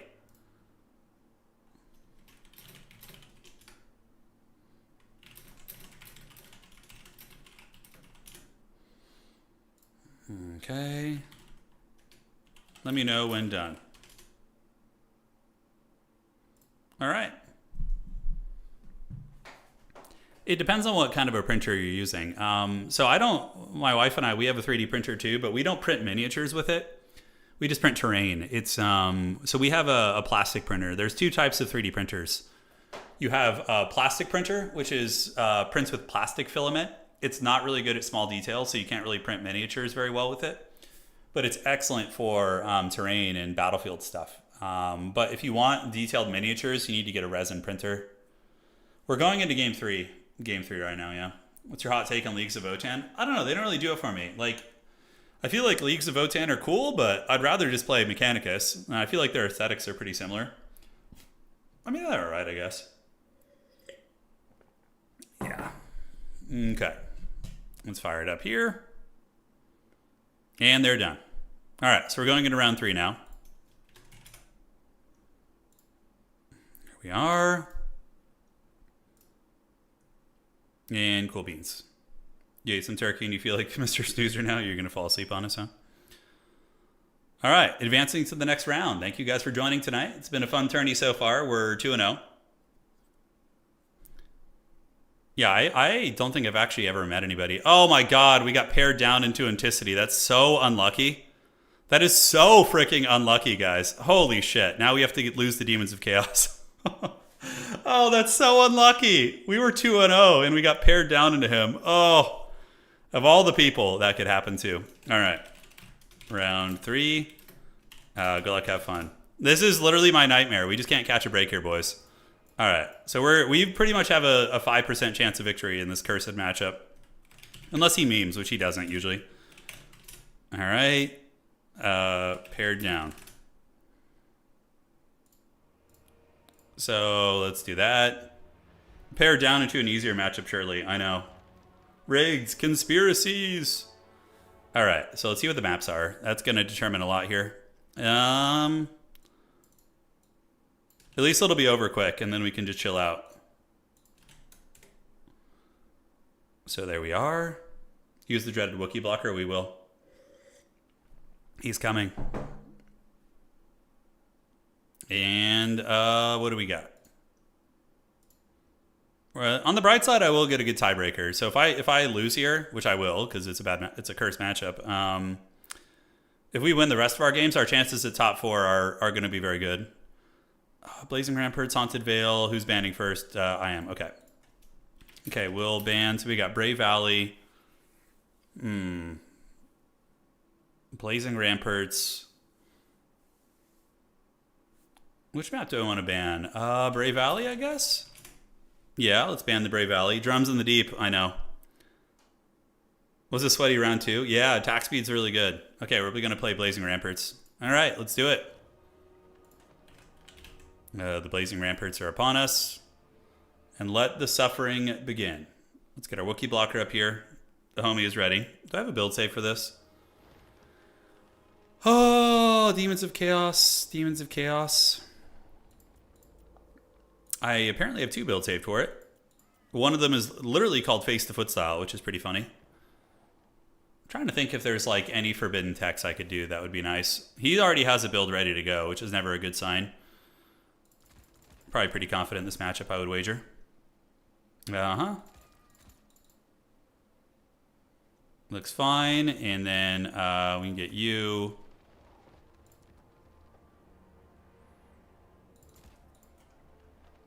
Okay. I think that is going to be the way. Yes, good, evil.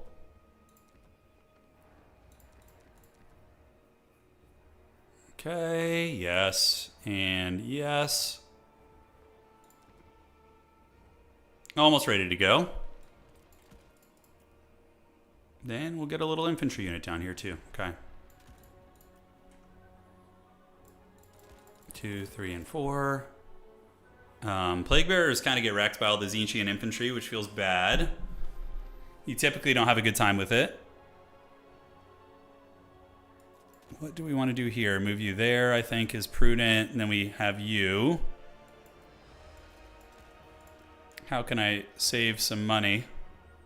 Ay, caramba, man. Okay, so that's all set. Oh, there's definitely going to be a Tzeentch chicken. Yeah, absolutely. It's just too good not to bring. Cultists probably have a bad time here, I think. The Nurgle foot cultists. Champions do have decent armor, but no shields.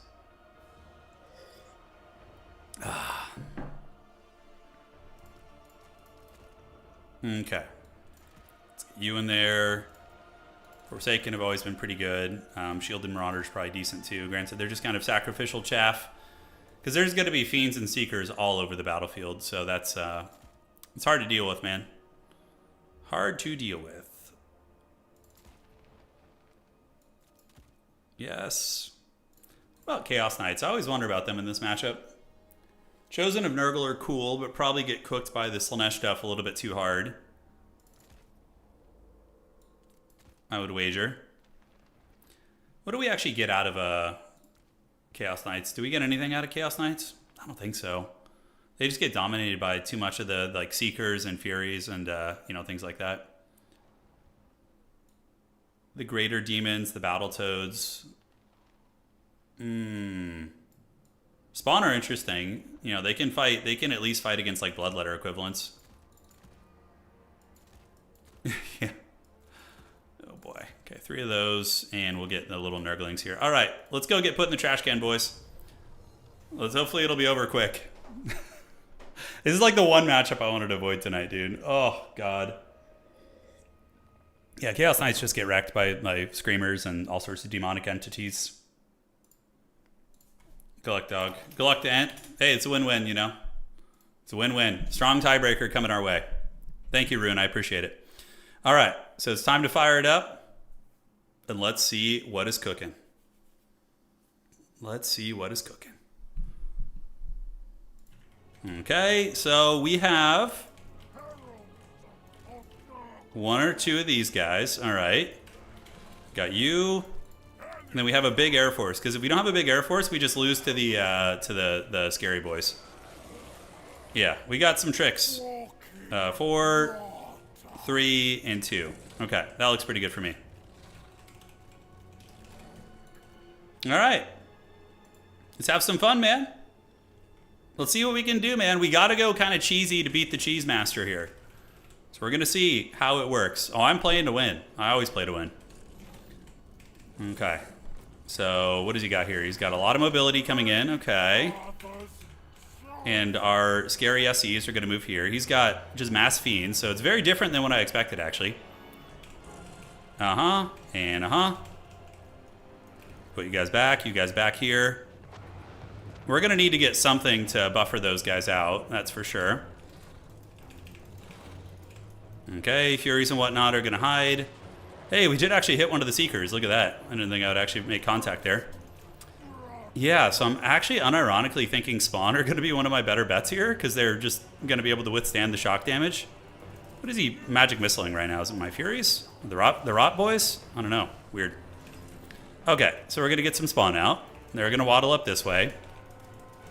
He's playing a very different style than I expected. I barely have anything on the ground, by the way, which is hilarious. But, you know, Changebringers are here. We have some blues coming out. Okay, so you guys got to capture that. Just kind of fanning out a little bit. What is it, a Herald? A Herald? He actually brought a build that I don't think is as scary as what you could typically run into. But maybe it is, I don't know. So Spawn are coming. They're going to hold it down over there. We have time. We don't need to be in a rush. The poke is not doing much damage. He's already used a lot of Winds of Magic, so. Okay. And do we get it? Yes, perfect. All right, so Spawn are coming over. Genuinely curious how the Spawn are going to do against him. Okay, so Rotfly character's chilling. We see his little gremlin here. I think we get Rot Knights next. Just hide you guys back here. Yeah, we have the Locus of Fecundity, so we can just use that to heal if we want to. All right, let's shoot at you and shoot at you here. And get you guys coming over there. And we could use a heal on these guys. Is it worth the Winds of Magic? I don't really know. So we're going to get another Spawn coming out. Maybe the Spawn will catch him off guard, man. Yeah, he has Changebringers, I guarantee it. That's why I need to keep my Air Force alive. I can't, like, recklessly throw them in the trash. Okay, so he's thinking about coming in here. You got Spawn waddling forward. He's just juking, you know, doing his jukes. So we're going to go after some of these guys down here so you can get them. Spawn are going to guard the hell out of that point, and we have the double cap now. So we don't need to move. We need to take Fire at Will off, though. And he's going to try and nail my guys again, which we wait for the fire to wear off, and then we just heal him. We should be able to heal him close to full once the fire is gone.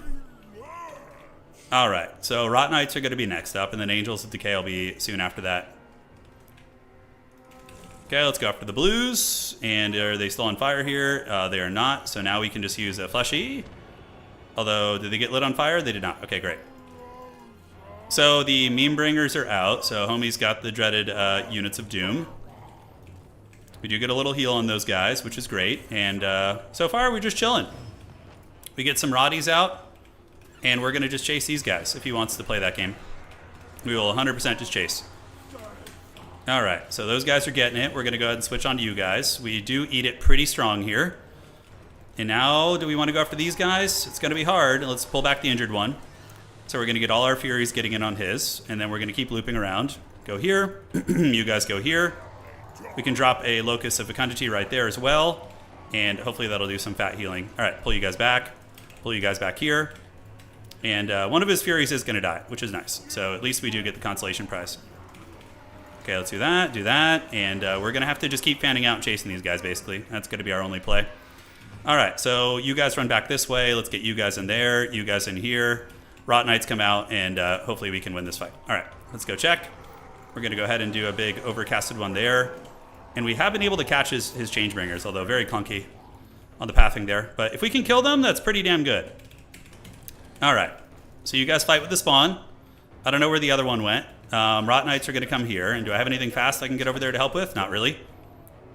We're going to do a Rancid Visitation on these guys. And somehow they've avoided us. Rot Knight's here. Yes. Let's get some horsemen to come in. You guys fly back that way. Are we going to get the Changebringers down? With that big nuke, they should die. I mean, they're shaken. They're very, very shaken up right now. We're going to get our Lord back. Spawn are trying their best. Where the hell is our other one here? Okay, they're fighting with the Spawn. Doing all right, mind you. One Fiend unit is about to die. And if we don't get the Changebringers after all that, we probably just lose. Did we end up getting his Changebringers? Yeah, we did. Okay, so at least we got the Changebringers down. So it wasn't a complete disaster. Still a disaster, nonetheless, but, you know. The value is much closer than it usually is in this matchup, that's for sure. Spawn are doing very good, and we can do a Curse of the Leper on these guys in a minute. So we're going to go ahead and do a Curse of the Leper on you guys. Hopefully reflect some damage back here. Let's get another one of these, and you guys need to just do your thing and keep throwing there. All right. So the Soul Grinders are grinding, you know, as their name infers. Let's get you guys back and lure them to some infantry if we can. Nuke's going down for the Nuke God, and our two boys here are in serious danger. Fiends and Changebringers just counter your whole roster. I don't know how to effectively deal with them, to be honest. Okay, so the Rot Knights are doing very good, though. That's one of the things that are actually performing here. Are we going to be able to escape with our boys? I don't know. I don't know. We might want to just keep fighting here. We're going to go use this Locust above head. Give him some heals. Do that. And then we're going to call in some... I mean, what do I have to call in? Okay. So these guys are going to try it. A couple of Furies coming here. The Noxbringers still fighting and doing okay. We have our Sorcerer there as well. The value is getting worse, though. It's getting really bad. Yeah, I mean, I think he's going to call it another Changebringer here soon, probably. And I don't think there's going to be anything I could do. Because if you don't go all in on air like that, you can't kill the Changebringers. And then if you can't kill the Changebringers, you kind of just lose. So that's tough. Alright. So we're going to attack you guys. Kill right there. My character, we can use Curse of the Leper on him. And how are the Soul Grinders doing? Is there any way they can escape? I don't think so. I don't think so. So that guy's cooked. Let's come over this way, see if I can stabilize some of my big machines. I don't think I will be able to, though. Plus, I'm, like, out of magic. Yeah, they're fully surrounded here. He's basically just playing Slaanesh with Tzeentch stuff. Although there are going to be some angels, which are going to be kind of scary. All right, let's do that. Have you guys get on this. Pull you back here. And I'm trying to get my big boys out, but I don't think they're going to happen. No, Fiends dominate Toads, yeah. That's not the way, that's for sure. Yeah, this matchup sucks so freaking bad. I don't think there's any way to win this against a competent player. Unless they just screw up and bring a bad build.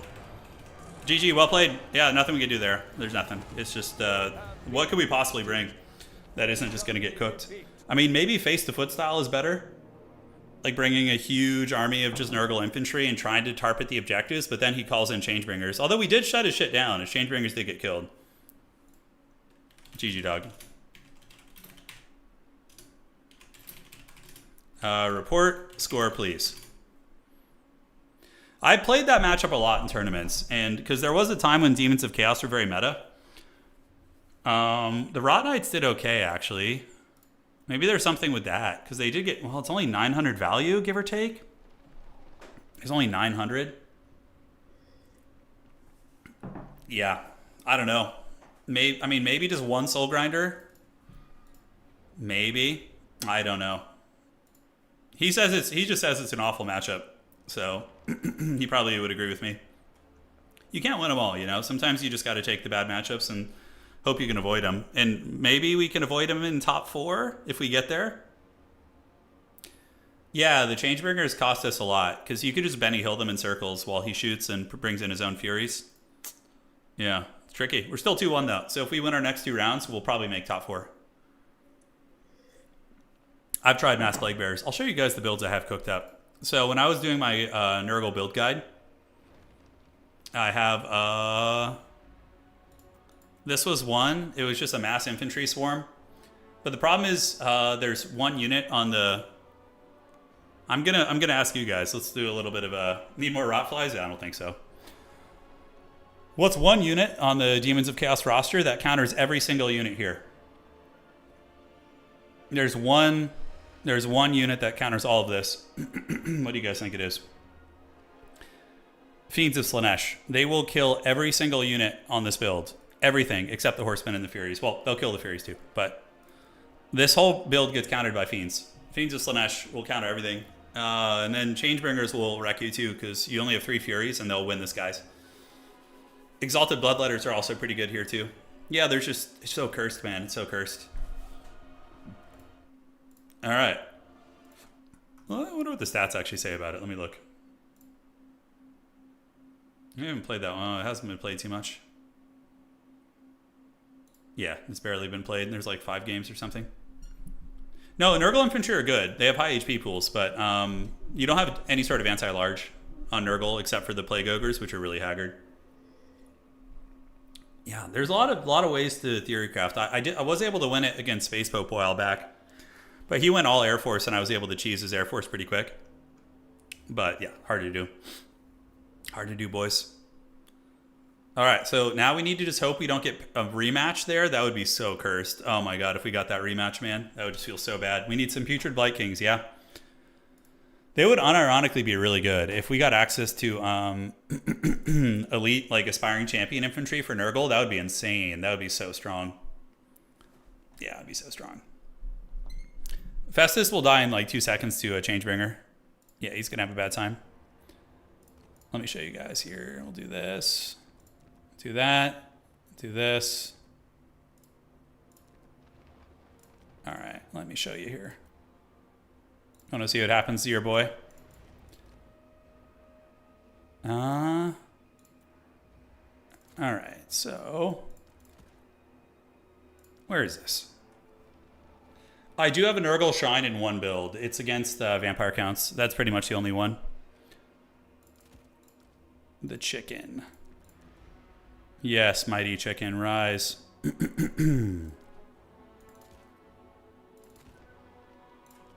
Cool. Yeah, the Demons of Chaos have a better Air Force for sure. They have some very good air elements. No, Putrid Blight Kings are awesome, man. I would be so stoked to get Putrid Blight Kings. That would be really fun. I'd be pumped for that. Are we almost ready for the next round, by the way? Yeah, we're coming there. Okay, there's only a couple more games till we get back in it. So if you were to go Festus, and assuming they won the Skies, which they will, if it's not a newbie, you're going to be able to come in.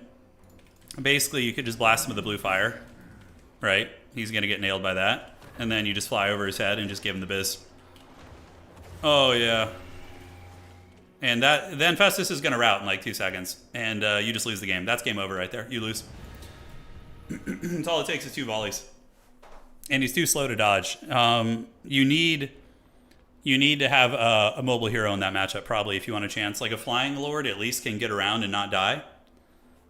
I think Rotflies with healing can kill a Dock Air Force. I don't think so. Probably not. Rotflies, in my experience, don't trade that well into like Corn Furies and things like that. I could be wrong. But the problem is, Max, if you over-index into Rotflies and they do what Anticity did and they don't bring a big Air Force, then you just lose on the ground horribly. Like if I went 3 or 4 Rotflies, I just instantly lose to his Slaanesh ground army. There's no chance, you know? Alright. Let's see what's here. Refresh the brackets.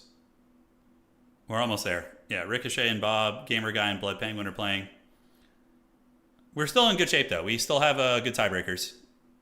So we just got to go hard here, man. Win these next 2 games. Buna's good against Changebringers. It's a good option. White Russian, yeah, it's a good option. Totally viable. I brought Rancid, and it did something similar, but Buna will almost one-shot them. Yeah, it'll almost one-shot them. It almost will. Okay. And let us see what is up next. Perfect. So how's life been treating you guys, man? You guys been hanging in there? Hopefully none of you guys have the Nurgle Plague like myself. You know? Not fun. Let's go look at the stats right now, too. I think that'd be interesting. No, Buna does something against Changebringers. It does. Let me show you. Unless I'm crazy and I've just forgotten. All right. So we're going to go for the Demon Prince of Nurgle. Actually, it could be a viable choice against Demons of Chaos. And then what do we have here? We have Tzeentch. Let's get you on foot and then Changebringers. All right, there we go. It won't kill them outright, but if you can tickle their pickle like what I did, get them down to half. I don't even know how you win that matchup against an equally skilled opponent, let alone somebody who's you know, extremely high level. Well, we brought all the abilities on him. Yeah, we brought all the abilities. All right, so let's fire it up. And here we go. Perfect, fast forward. Get that sweet Winds of Magic. Okay, so Buno should be here in a moment. We're just going to need a little bit of WOM. AI is sitting, doing its thing. I actually like the Nurgle Demon Prince. I feel like he's not bad. There's probably some matchups you could justify him. I wonder how he would hang against like a character like King Lewin. With poison, high stats, pretty good abilities too. He's got a good set of spells. Yeah, Wood Elves are going to be the hardest matchup for Demons of Chaos. And there is a Wood Elf player tonight. There is. They beat him earlier, but he might be able to dodge them. We'll see. So here's Buna against a full shielded big boy. It's not terrible. It's not like if you had hit them once or twice beforehand, you know, that could be, oh man, look at the damage they do. They're so gross. Yeah, obviously a good player is just going to run from you and call out their own furies to defend them and whatnot. But it's, if you can tickle them a little bit, it's an option, you know. It doesn't just one-shot them, though. It doesn't. Well, Nurgle's been good so far. We've had 2 wins tonight, 1 loss. Nurgle's a good faction in some matchups. They just have a lot of scary ones. I do want to find an excuse to bring some Chosen tonight. All right, so looking at the stats. So Slaanesh is number 1. Chaos Demons are number 2. Not surprised, because that's basically... You have Slaanesh, and then you have Slaanesh Light here, basically, right? You have all the good Slaanesh units except Hellstriders, and then you get other Lords of Magic. So Slaanesh is a little OP. They definitely still need some nerfs, probably. Aside from that, though, the bounce is looking pretty good. Nurgle's 45%, which honestly isn't even that bad. That ain't terrible. Tomb King's down here. I don't know why they're there. Skaven are probably the worst faction of the game, I think.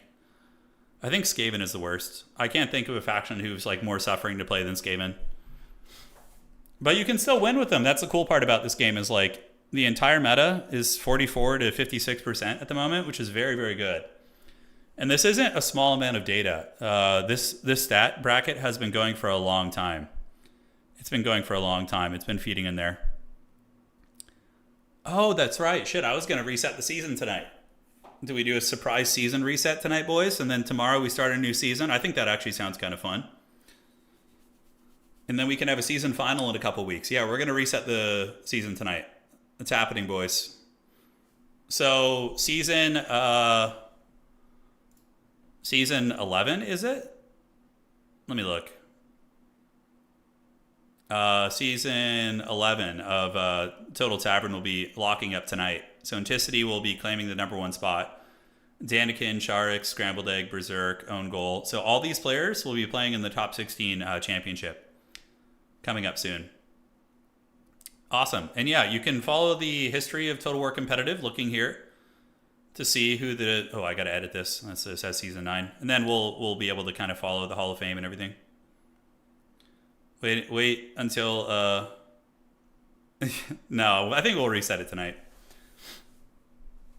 Yeah. All right, so where are we at? Let's go back to the main game. And are we ready for the next round? Who is ranked 69 right now? Oh, if I'm ranked 69, I'd be stoked, but I don't think so. I haven't been too active on the tournament grinding, so I'm probably not in the top 16 right now. Rank 69 belongs to Ridley. Yeah, Ridley. I don't know if he's around. Max, are you top 16? You should be. I've seen you in a lot of tournaments. Yeah, you're rank 8. Nice, dude. Nice. I have 2 tourney wins. I'm ranked. Hell yeah, cowboy. Well played. Hey, man, you take those wins. Don't question it. All right, so we got Gamer Guy versus Blood Penguin finishing up. Gamer Guy, let me know when done. Oh, dudes, I had so much fun with frickin' the Heroes of Might and Magic game. You guys get to be playing that? We're gonna have some tournaments for it. Yeah, we're gonna have some tournaments for it for sure. We're gonna do some that format where you duel at the end of a month with a single hero. I think that'd be really good for a tournament format. Making Doc seems Demons of Chaos are a very good faction. They have a lot of like traps, right? That's the thing about Demons of Chaos. When you're playing a faction that has an insane amount of choice as it pertains to unit selection, you can fall into a lot of traps. But once you min-max and realize what the best units are on them, you can really punish. Hom is fun. It's very fun. It is indeed. Voidlaw Spirit Leech. Yeah. Well, Voidlaws was active in early Warhammer 3. I mean, he would have still been active to this day if he wasn't, cheating. Yeah, he was arguably one of the GOATs of all time. He's very good. He was like the John Jones of Total War Warhammer multiplayer, basically. Like, obviously one of the GOATs, but a tarnished legacy of sorts. You like Dungeon a lot in the new Heroes game? Yeah, they're great. They're really good. Smurfing. Yeah, no smurfing. So basically what some of these cheats would do is they would grind 3 different accounts on the tournament leaderboard and basically steal 3 spots in a championship, and then they would multi-box on those accounts to give themselves the highest likelihood of winning the money in the championships. That was what they did. Yeah. It's unfortunate,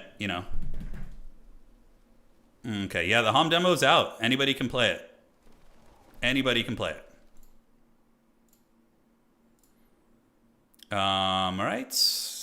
Yeah, those guys are still going at it, man. Just an absolute cockfight going down. Aside from that, there has been other cheating stuff in Total War. But the other ones you can't confirm. There was a mod going around that let you see your opponent's army while they were building it that some people were doing. But there's no way of catching that. I think CA apparently fixed it, but I don't know if they truly did. You never really know.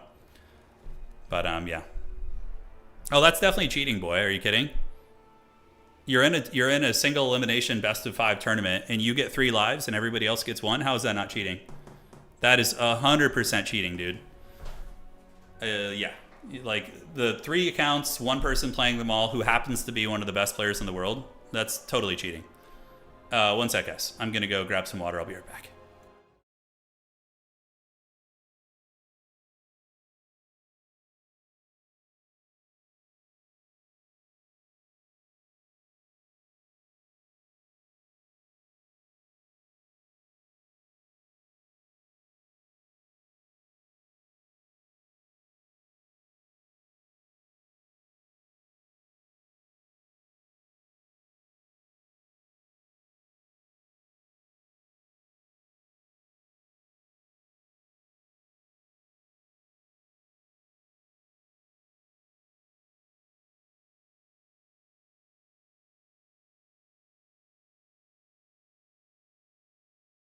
All right, we're back in business. Let's see. Are they done? Holy shit, those guys are still fighting. Goddamn, dude. What is even going on in that game? All right, so we can actually look at the top ranked Total War players of all time. It's a tricky one, right? I mean, if we're gonna go by proper metrics, it would basically just be who has the most major event victories, right? Like who has won the most major events in total. So let's see here. Let's see this. Well, remind me, we can do this next round. I mean, it's Warhammer 1 it was more of a meme time. Those are like the dark ages. The game was a bit of a joke back then competitively, so I wouldn't really include that in the discussion too much, but Warhammer 2 and 3 for sure. I mean, Warhammer 1 tournaments were super haggard. It was still fun, though. Still cool. I mean, there were some great efforts made by hosts and whatnot. But yeah, how many major event wins did Falcon have? 1, 2, 3.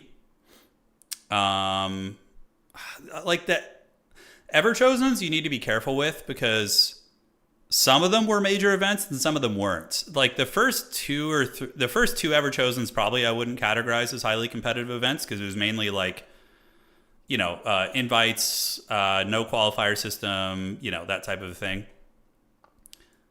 Yeah, Falcon's the one that he did win was very competitive, so I would say that's 4. And the faction wars were pretty damn competitive back in Warhammer 2 also. I think he won 4 of those, 5, 6. 6 major events, give or take. So 6 major events for Falcon, definitely, yeah, definitely pretty intense. I mean, that might put him at the GOAT status. So he's won 6 major events. I think the next closest would be Soothsayer won, I mean, 1, 2 here, 3. Yeah, hard to say. So Soothsayer maybe like 3 or 4. Houseplant has won a lot, but he's also taken a bit of a break. I think Houseplant has 1, 2, 3. Let's see, 4, 5. Yeah, I mean, like if we're just going by the numbers, that would put Falcon as the most major event winner kind of all time, basically. And then with Houseplant kind of second place behind him. Houseplant could still come back, you know, and tie that record of major event wins. Yeah. All right, let's fire it off, guys. Get ready for the next round. Anticity creeping up. He's got a couple, man. He's got and look, it's early. Ent could creep up there and get that all-time record. I believe in him, man. I think he could do it. All right. Let's jump in here. Falcon didn't really enjoy Warhammer 3 from what I saw, yeah. He didn't like it too much. He's probably burnt out too, man. I mean, that guy grinded super hard, you know. Grinded Warhammer 2 super hard. What's the strongest not bug faction at any time in the last 2 games?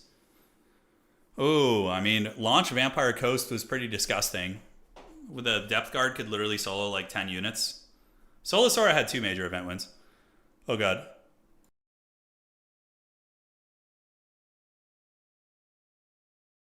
All right, I managed to mute the dad sneeze. Save you guys. That was quite a Nurgle sneeze right there. This is round 4, right? Yeah, round 4. All right, let's do this. We're gonna do that. Add a player slot, and yeah, we should be getting going. Hopefully, these guys didn't forget to report the score. No, they finished. Okay. Yeah, Void Laws is definitely a contender for one of the greatest of all time. Again, the John Jones of this game, right? Okay. Yeah, he has the steroid asterisk next to his name. Yeah. All right, so advance to the next round. Let's do it. Anticity, he's got some major event wins, man. I mean, he's creeping up there. Yeah, he won a couple faction. I mean, Ent might have five major event wins now, right? If we're including Warhammer 2. Yeah, so Anticity had 1, 2 major event wins in Warhammer 2. And then he's had, I think, 2 in this game. So that's 4. So he's only really like 1 off tying the second place, which is pretty epic. It's coming, man. It's coming. Oh, Taco was a beast. Taco did win a championship in Warhammer 2. He won one of the most competitive championships in the world. He won the ECL. Super cool. All right, we got Gamer Guy here. Yo.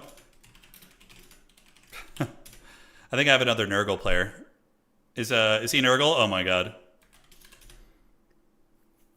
Let's see. Let's see what it's going to be.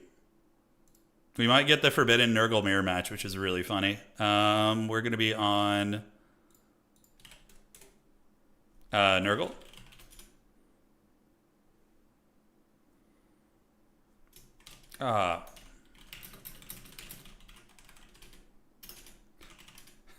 He's Lizardmen. Okay. So this is a fun matchup. We got Lizardmen versus Nurgle here. Okay. So now we will do what? So he bans first. All right. You ban first, G.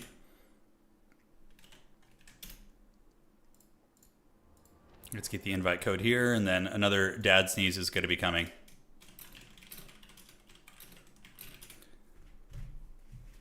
The suffering has only just begun. That's right.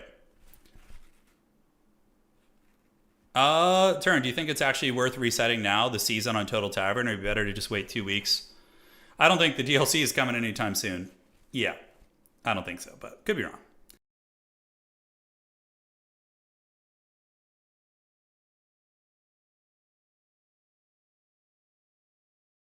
All right, Nurgle, preserve us. What's going on now? My opponent will be here. He's playing Lizardmen. I just like blowing my nose. I hear my wife doing the same thing in the other room. Oh man, we're quite a haggard household right now, man. Yeah, I think resetting the season will be fun. It's kind of the season's been going obscenely long because I was waiting for the update, the DLC, and it just never arrived. So I think it'd be fun to reinvigorate things a little bit.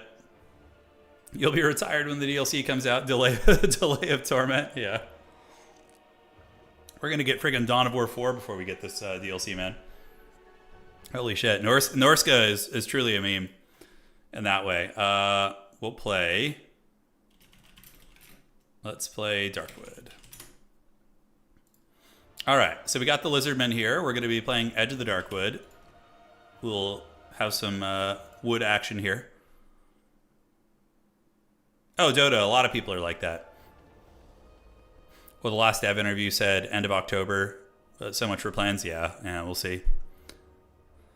All right, so Lizardmen. I should have something for this. Nurgle versus Lizardmen. Here we go. Yeah, that's a pretty awesome build. This is exactly what you guys want. It's the power fantasy build. Is Tamarcon good here? I feel like he's not. Probably not great. Edge of the Darkwood is going to be the map. Evil. Do we get Half-Life 3? One DLC a year is crazy. It's been almost a year, right? Yeah, when did we get the Thrones of Delay? Was that January or February? I can't remember. Tamarcon against lizards is risky because of salamanders and their shooting. I think it's a bit of a liability. Yeah. It's all right. We cut you. Cut this. Get a little gremlin. And do we want to cut two of those guys? Will that give us enough? Maybe. You guys are going to love this build. It's freaking awesome. It's got everything you love and want about a Nurgle build. Oh, that's right. We do need that, though, probably, huh? All right. I'm so excited for Dawn of War 4. Ent, are you going to play that, dog? We got to get you in there, man. See an Anticity, because we're going to be hosting, assuming Dawn of War 4 is decent and has multiplayer functionality and they don't pull some haggard shit like not giving us replay features, we're going to be putting on a pretty heavy-duty league. So we're going to host a website that is the same as Total Tavern, which is for hosting Dawn of War 4 events. It'll keep track of stats. It'll have blogs, all that good stuff if some folks want to contribute and do that. Typing's a bit hard for my old crippled hands. But yeah, we're going to do a lot. We're going to host tournaments. We're going to have prize pools, and I'm very excited to jump into it. Is that everything we need? I think so. All right, GLHF. Let us see what is cooking. They better have spectator mode, man. Competitive Civ 7. Oh God, Davok. I don't think we're gonna do competitive Civ 7. I did have fun playing with you though, man. When we had those like multiplayer games, you and I had some really fun little skirmishes. What I really just didn't like was the age transition thing. I thought I would like it at first. I was really trying to give it a fair shake, but like it was really annoying when you would be like balls deep in a conquest or some big, moment, and then the age just ends and it erases all your progress. You're like, oh, all your units get teleported home, all the wars get ended. Ent is excited for any shooty faction in DAO. For you, the shootiest faction in the DAO game is probably going to be the Mechanicus for now, because they're going to have the Martian robots, and they'll have the Skitarii with like long rifles. Space Marines, definitely Space Marines or Mechanicus would be the ones that you would probably be most interested in. Necrons do have good shooting, but it's more like mid-range. Yeah. All right, we're loading in. Good luck, have fun. Dad sneeze. I'm muting real quick.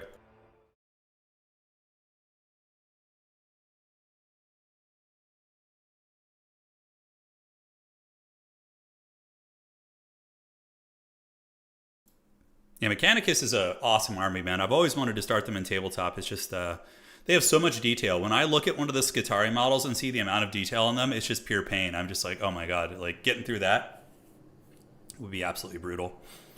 Yeah, AdMech will have an Imperial Knight. I don't know if that was a campaign thing from that game or if they'll have that in multiplayer, but in the B-roll footage we saw, they did have, Thrones was November. Oh, no shit. Really? It was November of last year? Oh my god, really? So, I'm not going to play a Nurgle tournament without bringing Giga Chad Chosen, alright? So we're going to get some Chosen boys in there. With some Marauders. Okay, and then we have the Horsemen in 2, and we're going to do a little bit of goat action. Bah, goats are going to be in the woods here. And, yeah, Nurgle Sorcerer in 3. Nurgling Skin Vanguard here. Oh, I'm sorry, the Gremlin Blocker. Captain, I'm sorry. Dude, tell me these are not the coolest looking units in the game.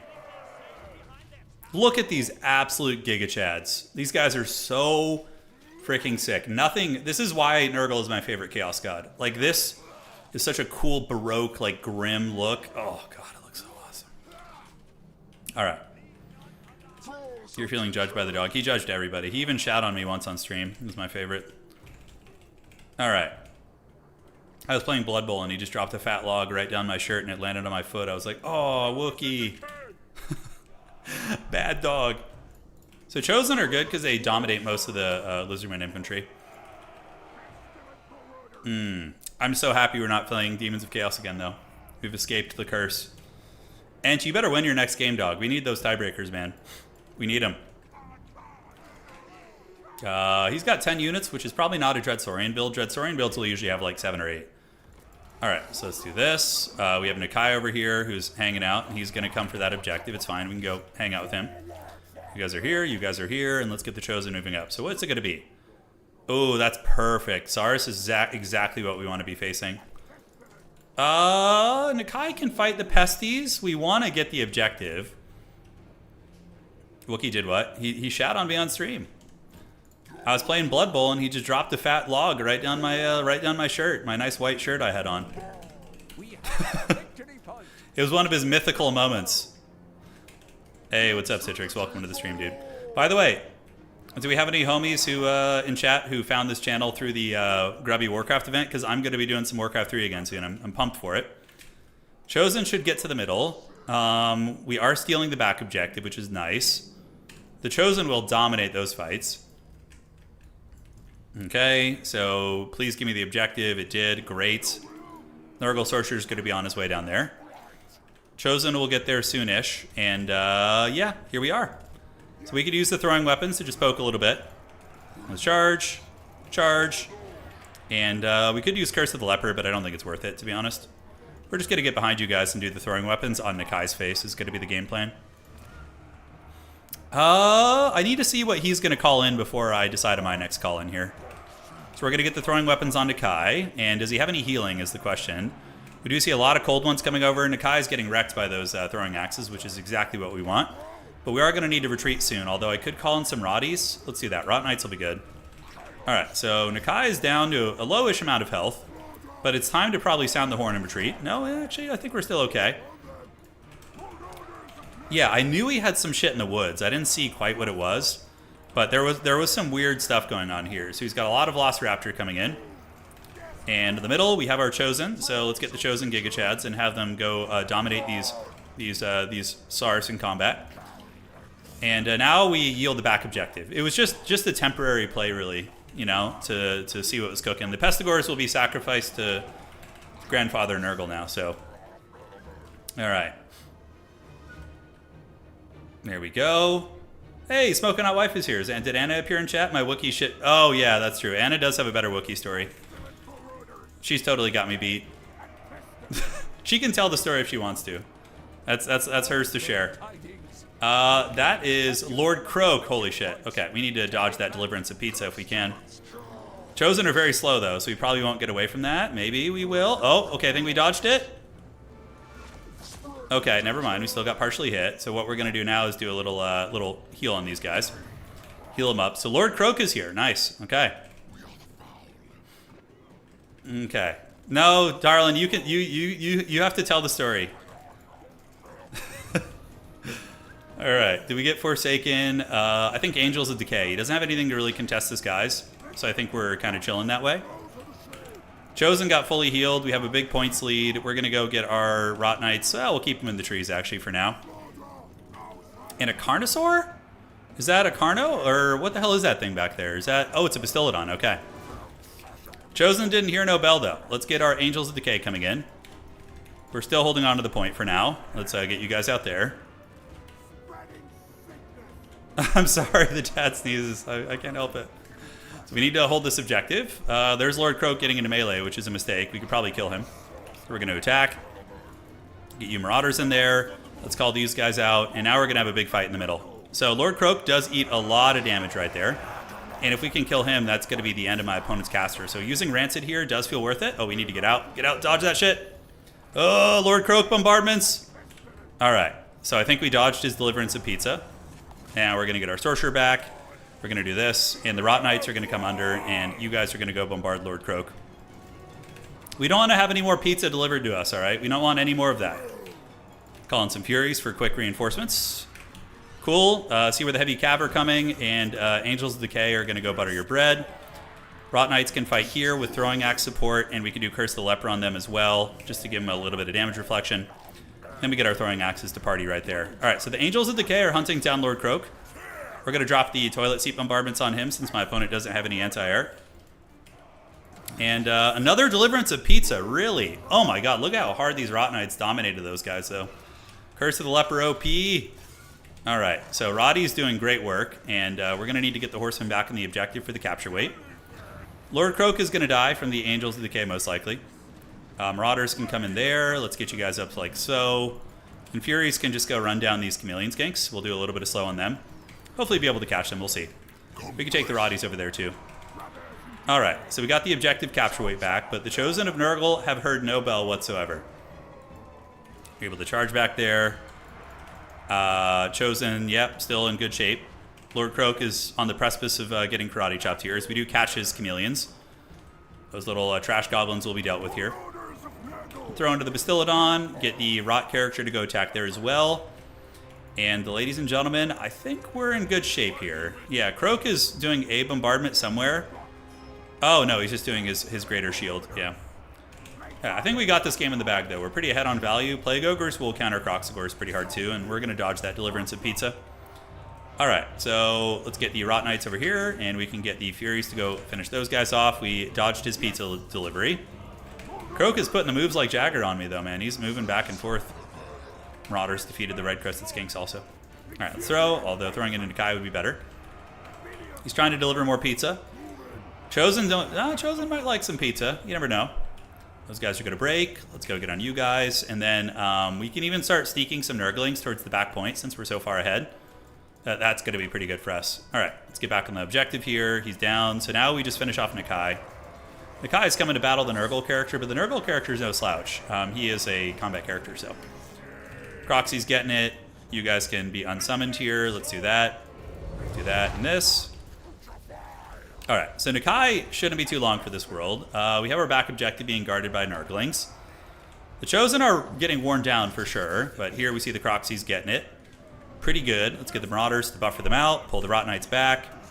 Nakai probably going to die potentially to the Angels of Decay, which are just unleashing the Grenades of Doom on him. We could even do a Rancid, because his caster was the Pizza Master, so yeah, I think we're fine.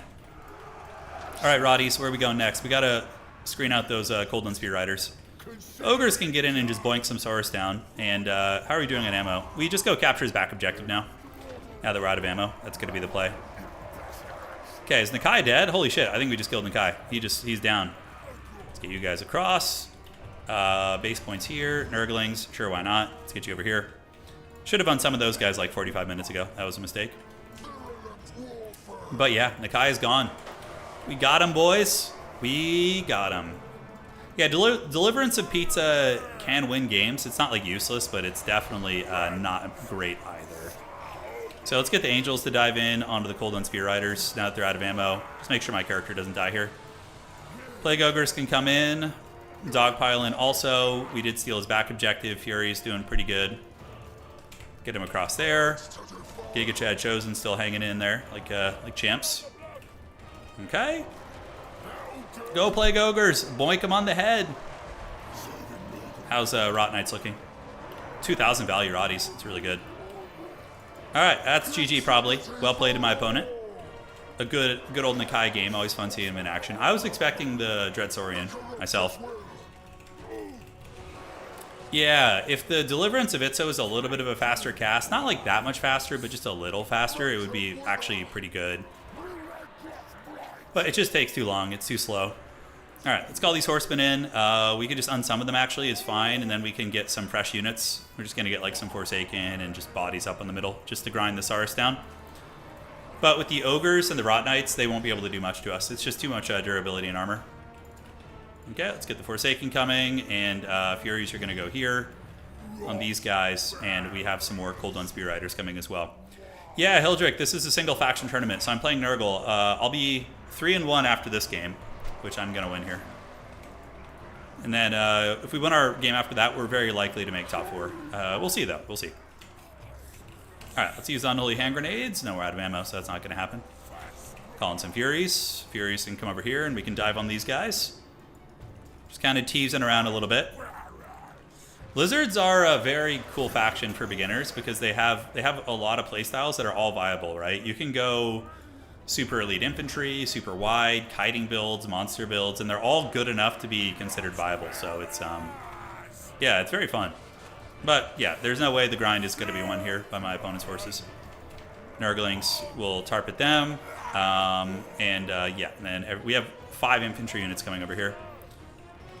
Alright, so just waiting, following his cav around. Nurgling's hanging out on his home point. Let's get the Furies over the top. Double Forsakens coming in. Marauders can go guard our back objective to make sure no shenanigans happen. And we can use the Furies and the Rotflies to jump on the Spear Riders. Because together, the Furies will absorb a lot of their attacks. And then the Rotflies will do the damage. And the Rot Knights will come in and finish it off. Okay, let's move up. Forsaken, and Forsaken can come around the side here as well. Fecundity is going to be nice. That'll heal everybody else, everybody up back here. And we can use a little Curse of the Leper. Or do we just use heals? Yeah, we'll just wait. We'll heal the Angels of Decay. That's a worthwhile heal, I think. They're pretty expensive. Alright, goats. Bring out the goats. 1,400 points. Yeah, game's been over for a little bit, but we'll be playing it out to the bitter end, which I respect. Going for that epic duel. But the build worked like clockwork there. It was pretty smooth. Pretty smooth. Although he did bring a bit of a meme character. Croak is very memey, so that gave us a better fighting chance. Alright, GG guys. So we're going to be going into the next round here soon. I assume that was a long game, so the rounds could be still going. Yeah, Dwarves are really good in Dom. You just park on the back objective and then slow push your way towards the middle. That was a Chad build though, man. I love me some Nakai. He does get bullied a little bit by Nurgle though. Yeah, I find that he doesn't do well there. GG. Well played to the gamer guy. And let me go report the score. That's going to be here and here. And that is going to be Nurgle versus... what the hell was he playing? Lizardman?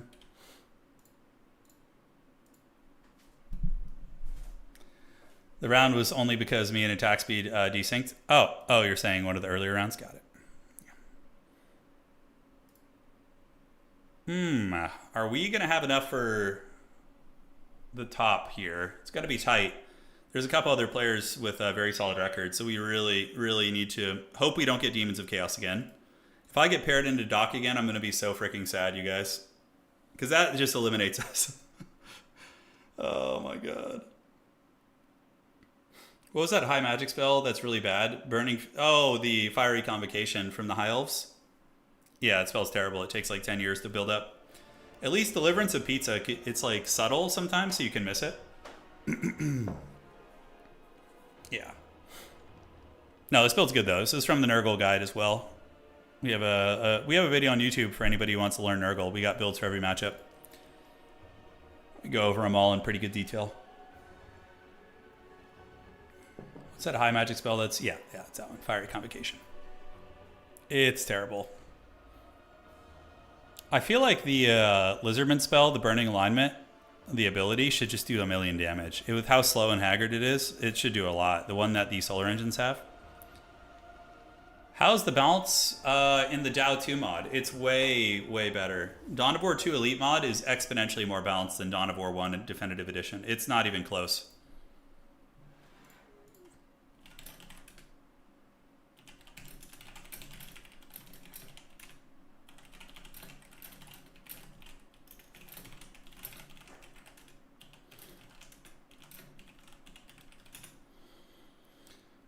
Okay. So where are we at? Are we ready for the next round here? Just about. So taking a look at the standings so far, we can switch on over and see. Yeah, so Blood Penguin and Bob are still playing. Torsen and Anticity. Couple other matches down here. Blood Penguin undefeated for now. We'll see. Him and Bob are playing it out for an undefeated spot. We're in the running. We're up there. You know, these are players. Pretty much the top 4 is going to be between these players right here. It's going to be between these folks, including myself. Oh, Bob, you got a cold as well, man. Oh, it sucks, dude. It sucks. Yeah, I'm excited to get back into some Zomboid though. I love that game. Oh no, you lost? What the hell? I swear to God, if I get paired down into Anticity again, oh my God, don't do that to me, dude. No. If it pairs me down into you, I'm going to be so sad. Opponent points is the combined number of wins that their opponents have. So it determines if 2 people have the same score, who is higher up on the ranking. Yeah. All right, how are we looking? Amber Spear is all right, Steve. It's not one of the best spells. Does playing Nurgle while sick?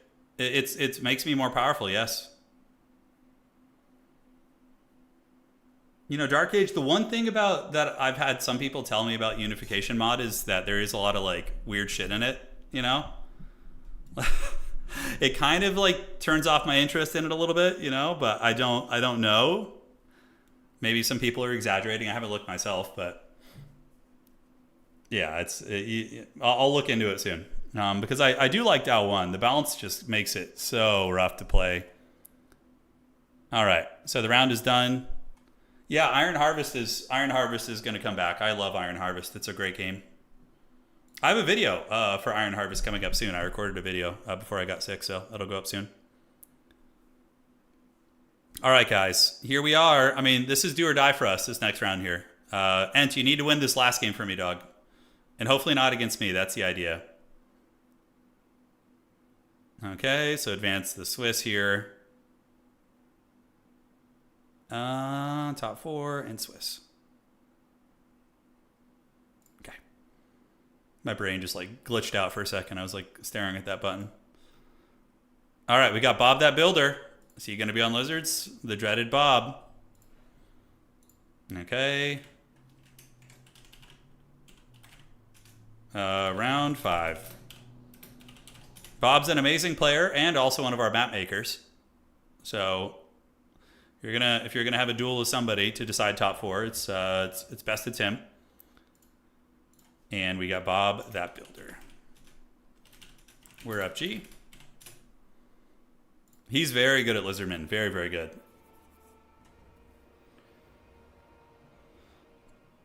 And so Dark Age Rush says there's 30-something factions and...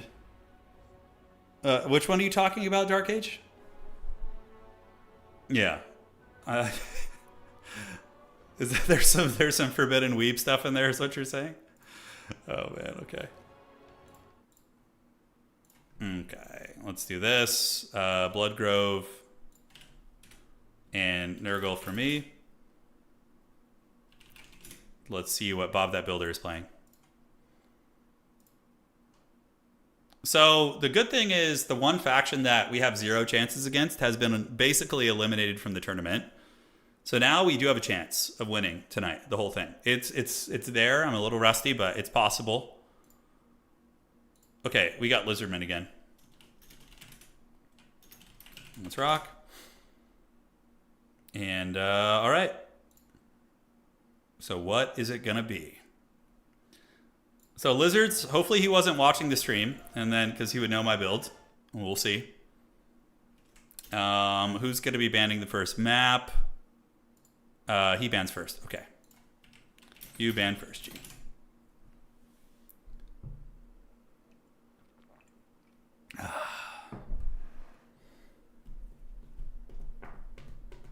Waiting on the map bans here. So is Bloodgrove, Ambush, or J-Tomb.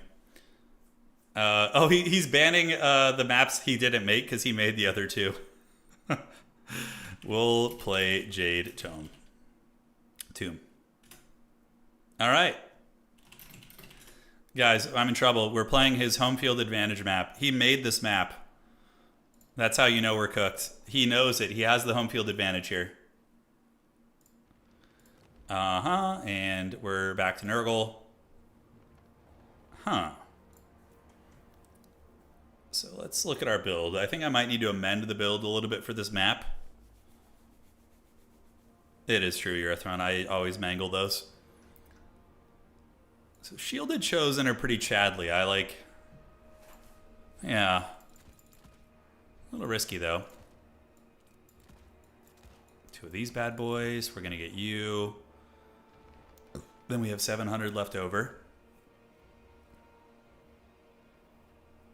He probably planted a secret weapon on this map. It's true. He probably put like some hidden banner on the ground that only he can see. You know, just causing huge havoc here. Yes and yes. All right. This build is very Chadley though. It's so far it's everything you guys want and love about Nurgle here. Okay, so those guys are good. Those are good. I think we've got answers for a lot of things. It's time for the dreaded Uncle for Uncle, guys. He knows every pixel of this map. Yeah. That Wookiee photo? Yeah, it's an old school photo. It's an old school photo. Yeah, hidden power-ups like Warcraft 3, right? He knows where the good loot is. I always wonder about like Toad Dragons in this matchup. Probably not super good. Yeah, probably not gonna have a good time. Lord choices. Tamarcon on foot against Lizards is unironically decent. But then you need to bring a second caster too, which is a bit of a tax. What does foot Tamarcon really do for you against dinos? I guess against like Croxies, things like that, he could do some nasty work. Yeah. I think it's a little too risky though. Okay. Oh, do we have like multiple lords turned on or something? Oh, there's like some weird bug there. Holy shit. And okay, that looks pretty good. Gonna need to get you in reserve. Do this. Yes and yes. Alrighty, so then we have 900 Gs here with which we can work.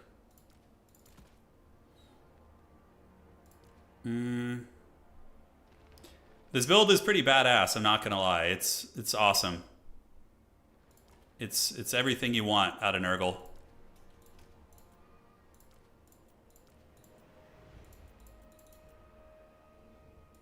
Set you up. Do we have enough Furies? We do. All right, GLHF. What is that, a Skaven? How dare you? That's Wookiee, my deceased dog. He's been croaked for 4 years now. Yeah, he was a majestic creature in life, though. He was. All right, let's get it, boys. The map speaks your secrets. This map, no, dude, Jester, I'm totally joking. I don't care. You're fine, brother. Don't worry about it. Yeah.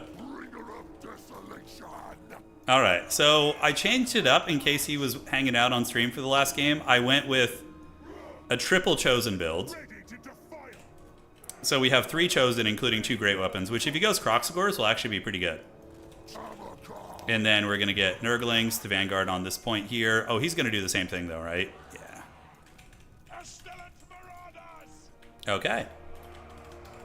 Yeah, I'm hoping the Chosen can carry me. We're going to see. And Tamarcon is here too, because, you know, this could catch my opponent off guard, this build. We'll see. Oh, he only has 6 models, though. That's very sketchy. That probably means it's going to be a Dreadsaurian. Yeah, most likely the Dread Beast, which is very meta. I do have answers for it. So let's do this. Let's do that. It's going to be Tehenowin and a cohort of Waddle. Okay. So we're going to grab that, and then we're going to get this objective too. Chameleon Skinks are nearby. And those are horned ones. Holy shit. Well, my Chosen will be able to fight them. At least the Grey Open versions will. Colin in reserve. Probably our Nurgle caster first is going to be the way to do it. Okay, so we just retreat back. We have the double cap. It's not the Shredder. It's Lizard Moses with horned ones and Star Chamber Guardian. So he has like a blob, basically. I don't know who wins the blob fight. Angels of Decay will be really brutal. Okay, so we could just try and run these guys down, see if he's got anything here. Does he have Flock of Dooms? Okay, so we feigned the charge. We put the fear on him a little bit. You guys can go back to this point over here.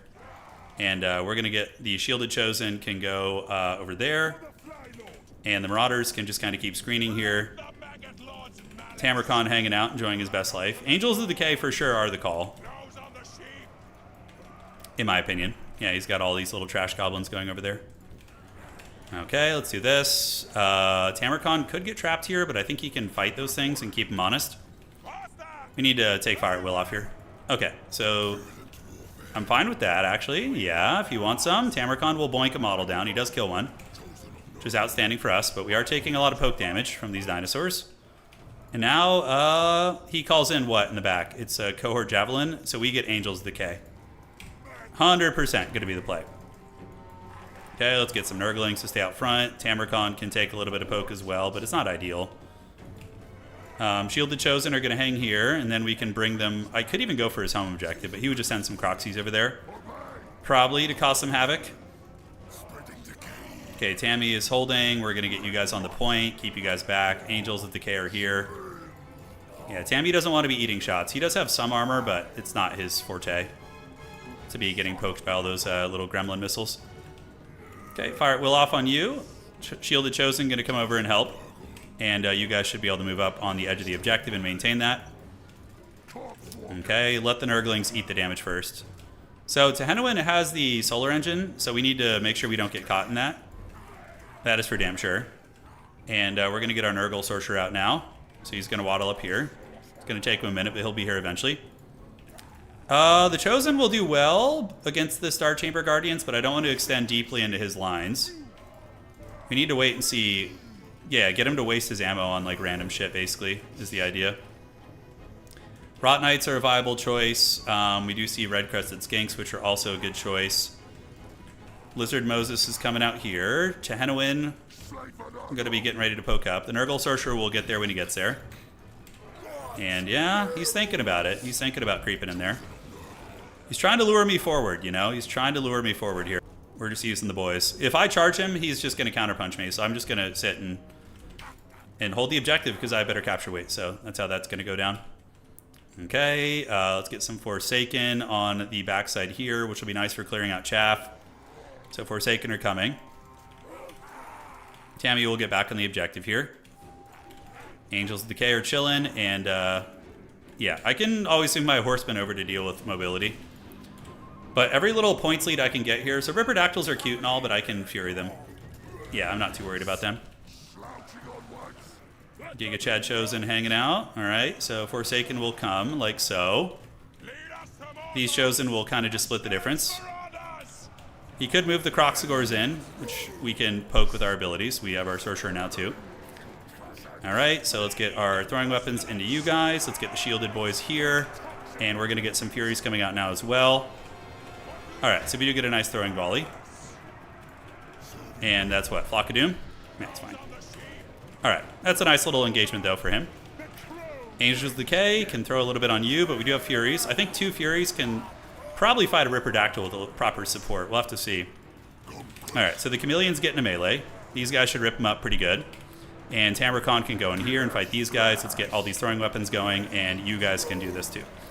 All right, so Furies are lurking, and now we want to use the Black Cleaver because it's going to give us a big damage buff there. All right, so you guys fight the Red Crested Skinks, and you Chosen can park in here. And we have a pit fight, which is pretty ideal for us, actually. Alright, so we're going to go after Lizard Moses. We're going to get Angels of Decay to go after you. And do we want to heal anything? Yeah, probably actually healing you would be very good.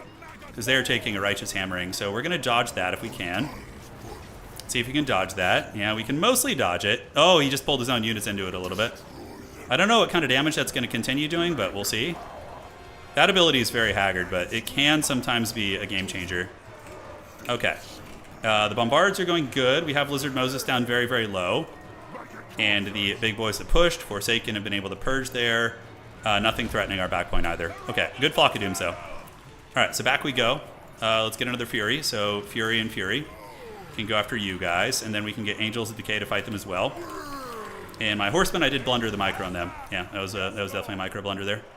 Let's get the Chosen on them. Get the Horsemen back. Tamarkon is looking pretty good. Tanawin is not feeling great, but we should win that fight with our Angels there. Do we have any heals? Heals are on cooldown right now. Feels bad. Okay. So we're going to run. Let's get the Forsaken to intercept the Horny Boys a little bit. Get you guys to intercept them too. And how are the Chosen and Nurgle doing? Yeah, still doing pretty good. All right. Pop that. We win the Air Force fight. Angels Decay are back online. Let's get them back here and have them start nuking into the Croc scores here. That's going to be pretty nice. Furies in the meantime, we can get one unit of Furies to come across and run you down. And the Horned ones kind of got thrown to the dogs right there, which is good for us. All right, let's attack there. Furies are coming. Tamarkon is fighting the good fight. We can get some Plague Ogres, which will be pretty good against all these Croxies and scary boys like this. Heals. How's Tamarkon looking? He's in pretty good shape, but he is fighting amongst our Chamber Guardians, which is bad. So we don't want any of that smoke. We need to get him back. Yeah, we need to get Tammy back. Angels of Decay, slowly killing those. Let's get these Furies out. Plague Ogres doing really good. And how are the Horsemen doing, ammunition-wise? Yeah, the Chosen with Great Weapons ideally should be a hard counter against a lot of these guys. He does have some pressure on the objective here, but I think he's going to try and rotate, and that's when the Rot Knights will come in. Let's unsummon you guys. And Furies can come across too. And hopefully Tammy and company can get it done. Okay, they got broken. We're going to get back on Lizard Moses and get you guys to come in and throwing axe him. Okay. Black Cleaver is a big damage buff for the boys. And we're going to go ahead and do a big old AoE heal right here on these guys and just heal everybody up. And if we can kill Lizard Moses here, it's pretty big. But we got the Chosen grind going. Yeah, just got to make sure we don't lose Tamarkon, man. That's going to be kind of scary. Let's get you guys back. He does get a big ion cannon on us there, which maybe is going to get a little something done. We'll have to see. Yeah, we don't have much in the way of infantry here. We are up on value, but it doesn't really feel like it. The Furies are battling some Ripperdactyls over there. We can get some Nurglings to go threaten his point here. Do we still have the means to fight here is the question. Tamarkon can finish those guys. You guys come here. You guys come here. What do we have in the back? Okay, so Lizard Moses is very low, but we don't want to lose our Angels for no reason. So we're going to move you guys up here. Plague Ogres, don't want that smoke. Yeah, he's still got a pretty scary Death Star. Tamarkon is very healthy too, so I'm thinking we can rally here. The Shielded Chosen, do we make a play for his home objective? Maybe. Let's go, get the Furies back. It's kind of weird playing like mobility-centric Nurgle, you know? It's like always very strange. Alright, so we still have our Horsemen. We're going to call them in on the other side. Although Rot Knight's probably a little bit more prudent for just getting up the field. Still some random freaking dudes over there just trundling on us. Alright, so the Plague Ogres and company are going to be hitting his home objective. Angels of Decay. We can use them to attack into the Ripperdactyls. Yeah. What the hell's going on with those horny boys? Oh man, I just can't get through them there. It's going to be tough. Alright, so we are trying to steal his home objective. Going to be tough though. Plague Ogre should be pretty nice. And the Furies, they needed to help there. That's a shame. We do have a heal. We could maybe get these guys a heal and then do a little Fecundity action on them too, which is going to be nice. So we're going to do that and then Fecundity, and then they should win their respective fight. Plague Ogres here should do some good bonking. Man, those horny boys are just not going quietly. Let's get the Rot Knights to go finish them off. Plague Ogres might be able to kill Tehenowin if he actually blunders this. We'll see. Okay. So I'm up on value, but it doesn't like feel like it super hardcore. Tehenowin running from the Plague Ogres. Yeah, we need to keep the Plague Ogres near cover. Rot Knights have moved. Are we going to win that fight there? Maybe so. Is there anything we can do on that side? Yeah, we can send the Chosen, but the Star Chamber Guardians are going to be an issue for us, I think. He's pulling the value back a little bit, but a lot of my damage I have done is like sunken kind of into the... yeah, can we beat these Chosen? Can we win on this side? I don't know. I think we got to start investing in it. This feels a little bit sketchy over here. Alright, so the Roddies are going to get a nice charge into his Golden Riders. There, we're able to rout them off. Let's go get the Unholy Hand Grenades here. Now the Chosen are going to fight there. Let's get Tammy to help fight over there as well. Do a little bit of this, and we can get the Nurgle Sorcerer to help there too. Alright, so we are getting some grenades here. We have a lot of scary units. Rancid could be useful too. Chosen with great weapons would be good, but I don't know if we're going to have time to get them over there. Let's get some Nurglings and some Nurglings.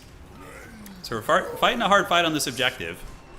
Roddies are going to need to retreat here, so what we're going to do is we're going to slow everybody down and we're just going to run. We're just going to piece the hell out of there. Chosen and Tamarcon trying to fight the good fight, man, but those Star Chamber Guardians not hearing any bell whatsoever. Okay, don't know what happened with you guys, but let's get you over there. Rot Knights are retreating. Angels of Decay are still pressuring the big man. Can pull them across too, and now the Furies can land in the back here and just start clearing some shit out. Nurgle's favored son. Honestly, I think we're going to do Rancid on the Star Chamber Guardians. Although, save it for Tehennowin might be a good idea. It might be. 1 and 2. Okay, let's get you guys coming over here. Got to make sure we don't lose our home objective to this counterpunch here. 1-1. Let's do that. Rot Knights could turn around and fight. Certainly possible. I think we're going to win this objective eventually. It's just a matter of grinding him down here. Tamarcon can come try and get a snipe there, and then the Sorcerer can come as well. All right. Horsemen are holding capture weight. Rot Knights are going to turn around and attack the Velociraptor Cav.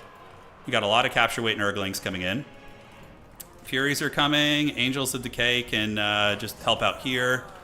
Furies, you guys, and yeah, we need to get a Rancid on you. So Plague Ogres can also collapse back there, which is going to be very nice. And let's see if we can maintain capture weight. When the Nurglings arrive, we will. This objective is going to go to us eventually. The Chosen will win that fight eventually, but we can't wait too long. That's for damn sure. So Tamarcon's going to go here. We don't have enough for an Overcasted, so that feels bad. So we're just going to try and nail him there where we can. Couple Nurglings coming in. Let's get another Horseman coming out. Yes. So let's get you guys in Control Group 1. Park you here. And yeah, we do get a Rancid Visitation. I mean, I still think we have time to win as is. Yeah, that we need to get a objective, right? The Nurglings are going to bump and grind here. Tamarcon is going for it, but don't know if he's going to be able to get all the way through there. We do have the slow. So that objective's coming back to us. This one is only a matter of time, really. Fury's just up to rip shit up is probably going to be our best bet. Okay, Roddies are doing good. Nurglings have arrived. Tamarcon could die here, but for Nurgle, it's not really a huge deal if he dies. Okay, so we get here with a lot. That objective's going to go to us. He wins on just the one right now, so that's like the bad thing. But we need to stop the bleeding here, basically. All right, so Tammy's going to get that. We are recapturing this. So there that goes. We have some army abilities. Great, so that's now our objective. So we can take our horsemen and maneuver this way. Do you have any heals for Tamarcon? We do not. So Tammy, unfortunately, doesn't have any heals right now. Let's get Nurglings moving this way. And great. So that one belongs to us. The Chosen and the Rotfly should be able to clear everything out there.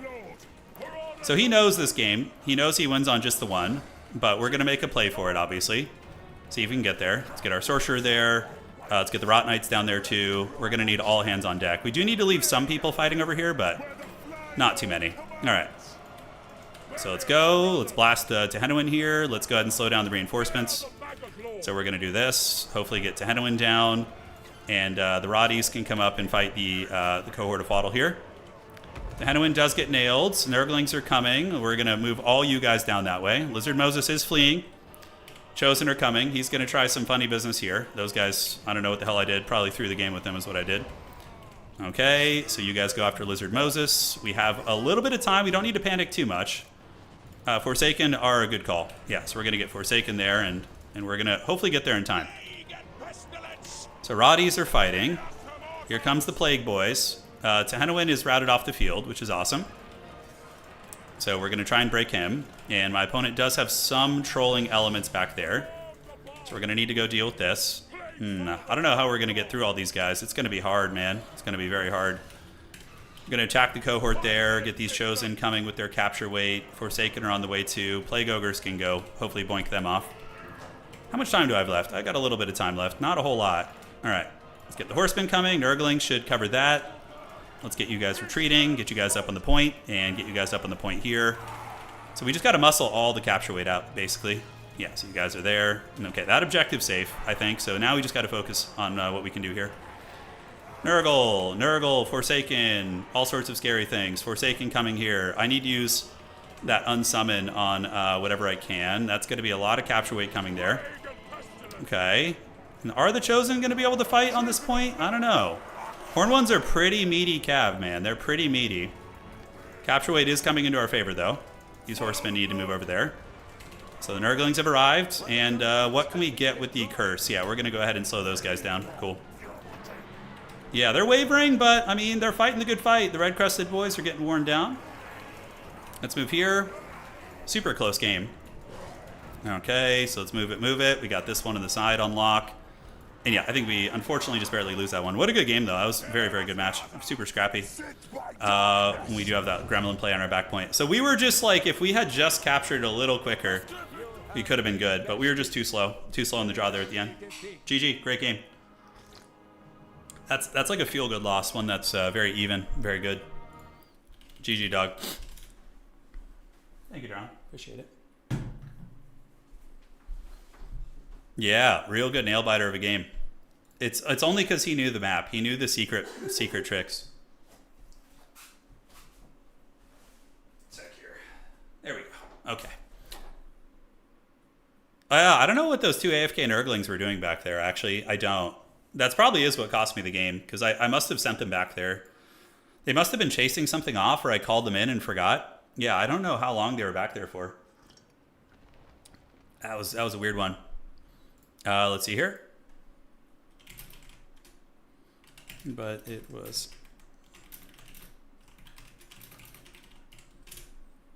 Yeah, how long were those Nurglings AFK? Do you guys remember? I'm still a little out of it. I'm a little foggy here. But yeah, that build works good. The Chosen great weapons. Maybe the shielded variants were better. I don't know. The great weapons do good against the big dinos too. GG, well played. Okay. So now he's going to report that. And I think we should be good from here. And are we ready for the top four? Who is it going to be here today, guys? Who is it going to be? A couple of minutes for sure. Yeah. They were on vacation, man. Nurglings are mischievous little creatures. You know, they play where they can. They got caught up doing God knows what. Okay, let's see here. Fresh bracket. It's going. He's going to report that one. I don't think we have a chance at top four anymore. Very close, though.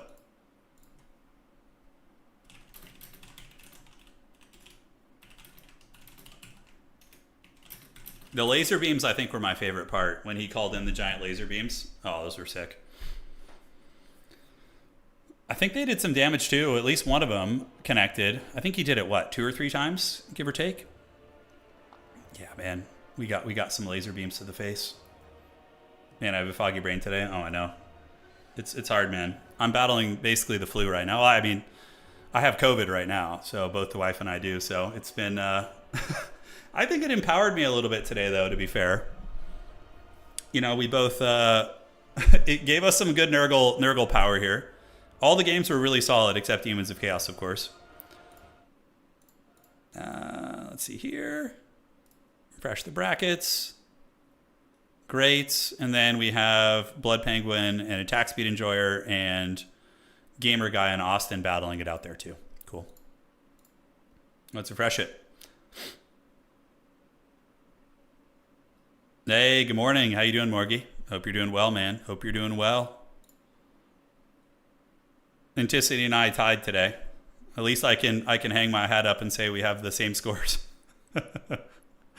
All right, I tied Anticity with Nurgle. There you go. We did as good as each other. Here's the current standings, though. We have Bob, Penguin, Ricochet, and Attack Speed looking to be qualifying here. Attack Speed Enjoyer and Blood Penguin are playing it out here. Yeah, and that's going to be that. Yeah, Jonas, I know. The AFK Nurglings cost us. We probably would have won if we just brought them up earlier. All right, folks. But, mistakes were made, and it happens. GG's. The Forbidden Warrior. If it weren't for those damn Demons of Chaos. Shakes my fist angrily here, yeah.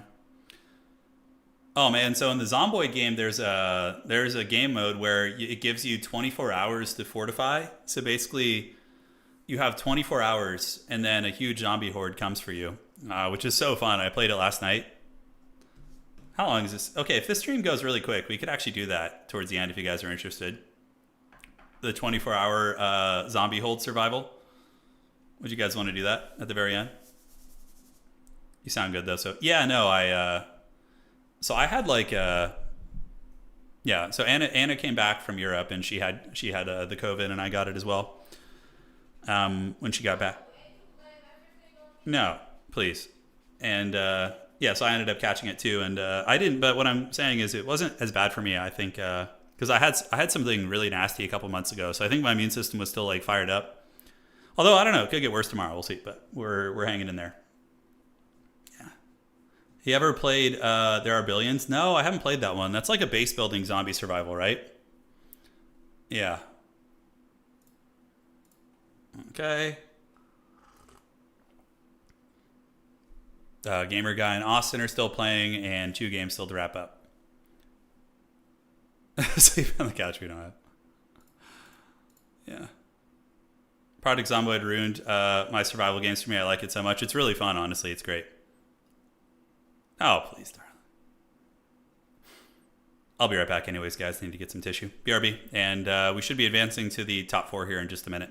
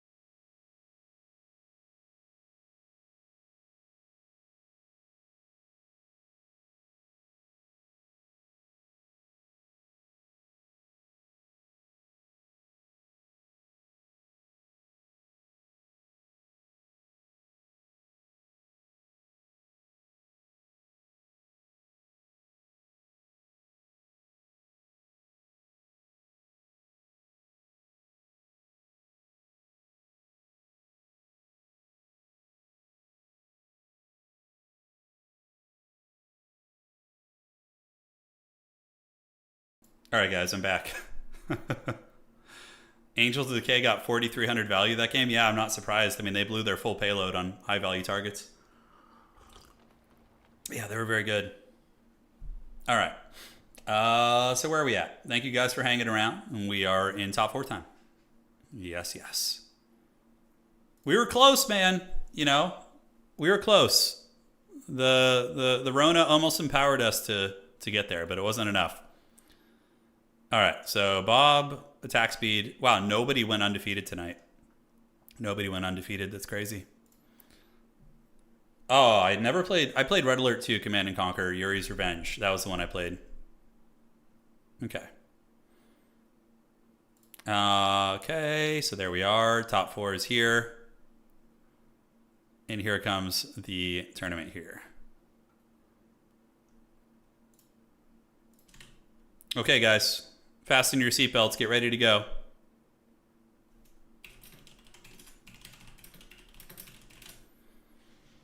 So let's go there. You know, I also think it was maybe a mistake that game, like going for his back objective. Now that I think about it, that was a bit of an overextension. So we got Death by Ricochet versus Bob Dat Builder. And then we have Attack Speed Enjoyer versus Blood Penguin. Let's watch our boy Bob. You know, we gotta have him carry the torch. So we're gonna join Bob's game. Let me message him. Lobby code, please. All right, cool. So the casting isn't going to be super hardcore. We're going to be kind of relaxed here. Don't give me the Lizard Dowie matchup. You're getting it, Ricochet. You deserve this for your sins. We're casting your game, dog. I just don't. Wood Elves, Bretonnia, I think we've casted a bit. And the Dwarves are always fun. Dwarves Lizardmen is a very good matchup. I think it's totally fine. It's fun. You get to see dinosaurs like, oh, darling. What was the name of the movie we watched last night? Was it? Hang on. Yeah, Primal War? Or Primitive War? No, it was Primitive War. It was Primitive. Yeah. Yeah. So there's a movie on, I don't know what the hell service. I think it was on Amazon or something. It was on Amazon Prime. And it's called Primitive War. And we went into the movie thinking it was just going to be like pure, you know, adult film acting level quality, you know. But it was actually really fun. It's basically a premise where a group of Vietnam recon soldiers stumble upon a Soviet experiment in Vietnam in like this valley where they somehow brought dinosaurs back, and the Vietnam recon soldiers are surviving against velociraptors and T-Rex, and it's really ridiculous, but like it's actually does have some decent production quality. Like it's not like super low budget, but I mean it still is, you know, kind of janky at points, but it's fun. If you're just looking for some dumb shit to put on that is fun, like I recommend it. It's good. We had a good time with it. It actually has good reviews too. Like people have been enjoying it. Yeah, it sounds really stupid, yeah, but it's fun. Just give it a try, you know, you're going to like it. Jurassic Park in Vietnam signed you up. Yeah. So the recon soldiers are like, they go to this like valley. I won't spoil it, but if you guys are just looking for something dumb that has some fun action scenes, because there's like, you know, there's like scenes where like the soldiers are like in a tunnel and they get like swarmed by like tiny velociraptors, and they're just like making last stands, like mowing down like 100 of them with like M60s, and it's just like, it's really, yeah, it's better than the new Jurassic Park movies. Anna's right, yeah, 100%. It's called Primitive Wars. Primitive Wars. It's based on a book, apparently. Yeah. Primitive Wars, like this, I think is the name. I typed it on YouTube and Twitch so you guys could all see it. Yeah, just put that shit on and watch it and let me know what you think next time you're hanging out and stream. It's fun. I don't think Anna, did we even watch? Yeah, we did watch the new Jurassic Park movie. The one with, yeah, it was terrible. It was really bad. This was straight up better than the Jurassic Park movies. It was just fun and over the top, you know? It was great. All right. So let's get cooking. And here we are. Immediate rematch on the other side. That's funny. They already played it. Well, Bob is our champion for now. Yeah, Anna's right. The one with Scarlet was pretty terrible. It was really bad. Now, another question I have for all of you homies hanging out in chat is how was the Tron movie? Now, I'm not a big fan of Jared Leto as an actor, but I really do like the Tron, universe. I think it's very fun. And plus, our favorite band, Nine Inch Nails, did the soundtrack for it. So, yeah. I still want to watch it just to hear the soundtrack, but I heard it was pretty haggard. I don't know if anybody here has actually seen it yet. All right, Bob is about good. Ricochet is going to be ready in a moment as well. Wait, does he have the Space King from the Flash Gets as his picture? I think he has. Is that something? Is that a Tau Warrior? I can't quite tell.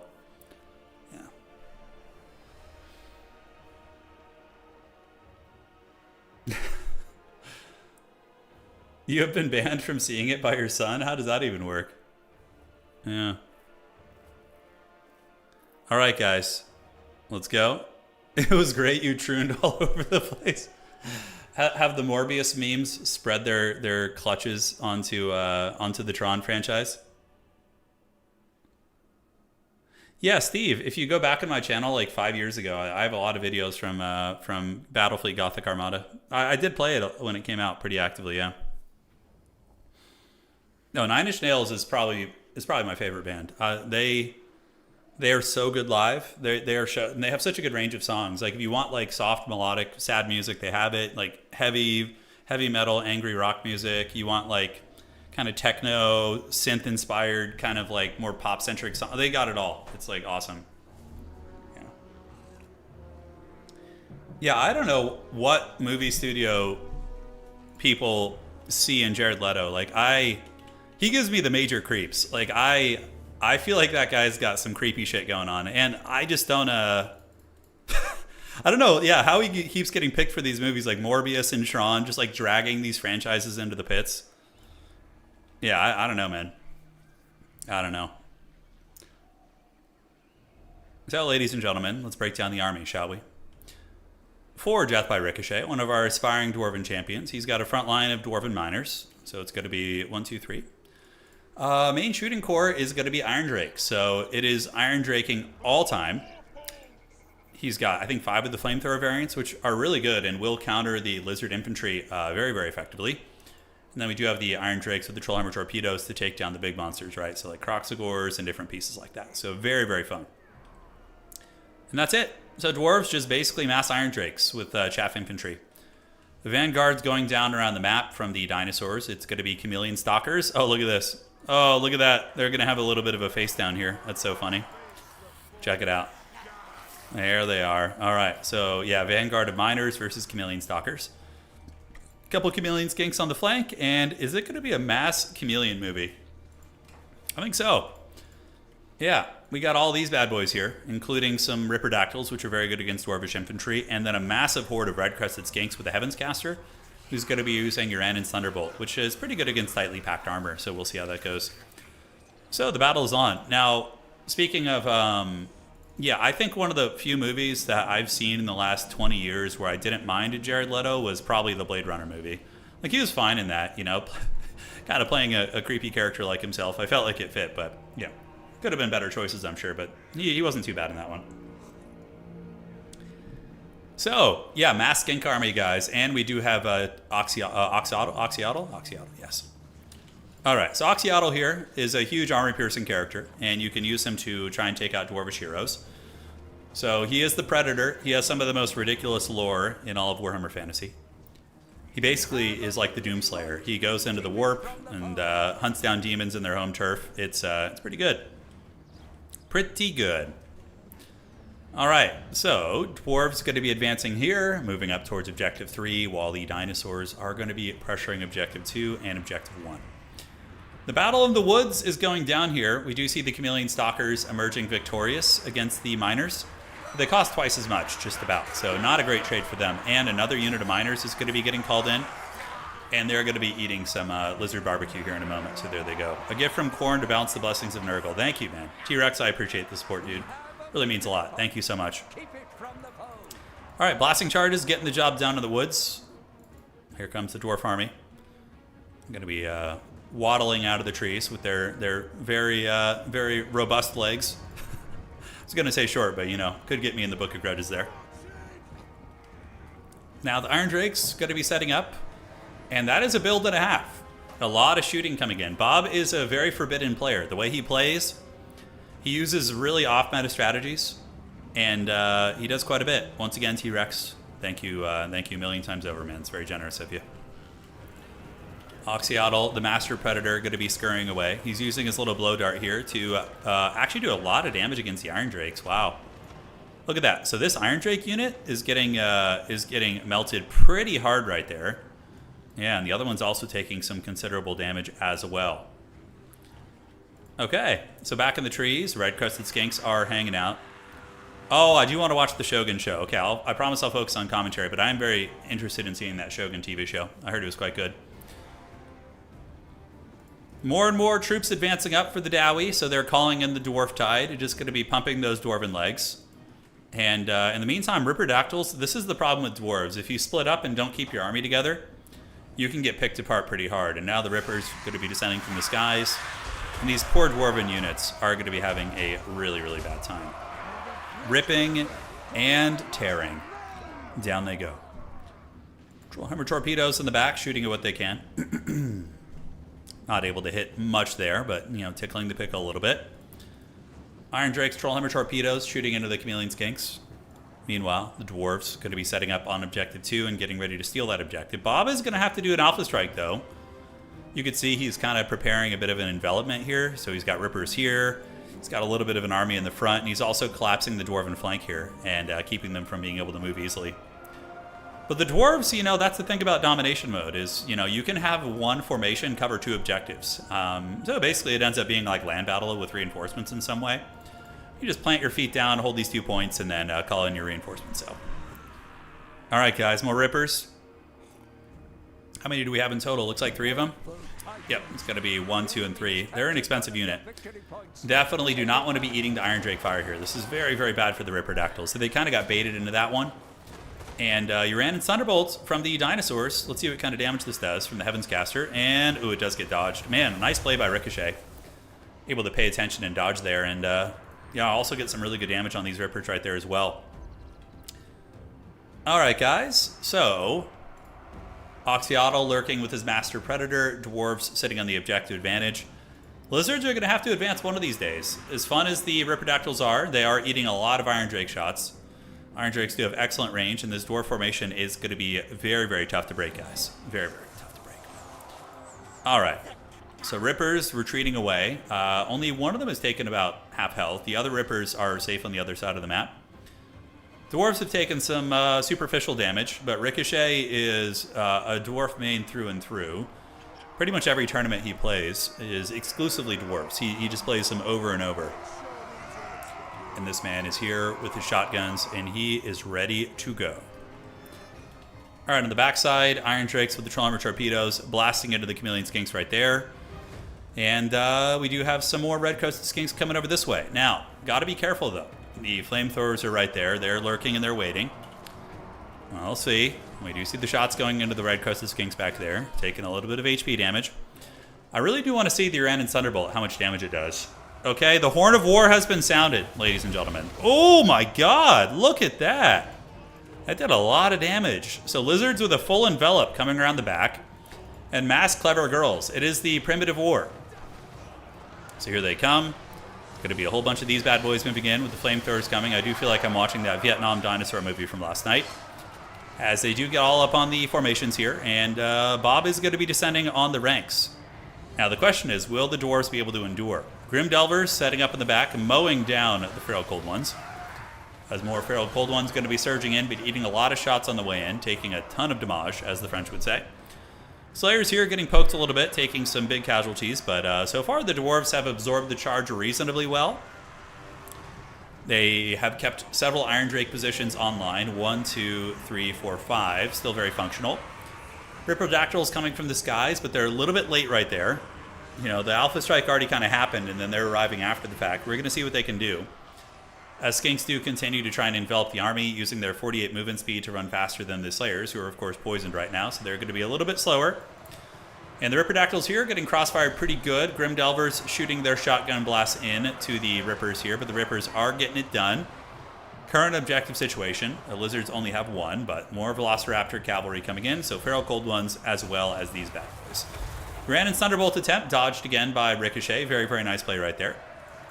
As we do see the Coldland Riders getting ready to dive into the depths of the formation, but man, Grim Delver is getting a lot of damage, guys, mowing down these birds, and these Rippers immediately getting pushed back. Pretty brutal stuff. All right, so middle point is in flux. The Lizardmen do have 2 units of Red Crested Skinks, and they might be able to cut through these miners. We're going to have to see how they go. One of them, I think, is the ROR here. Yeah, Cohort of Sotek. So they will win that fight eventually.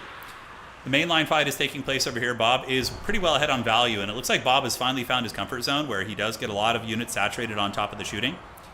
And he was able to complete his flank around here. And I really like that Bob is using the Chameleon Skinks to poke down the Slayers. Slayers have very little missile mitigation. So yeah, shooting them with those type of darts is very, very good.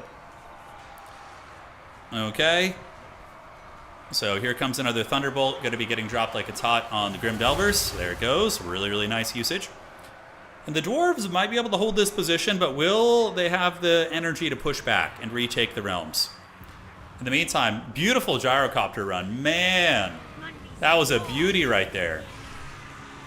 So using the Skyhammer, 148 kills, just flattening those Skinks right there. We do see Refuse to Die activated on the Cohort, which is very, very good. But yeah, that was a great play. But then the Skyhammer ends up getting killed by the Ripperdactyls. So pros and cons, a little up and down for both players there.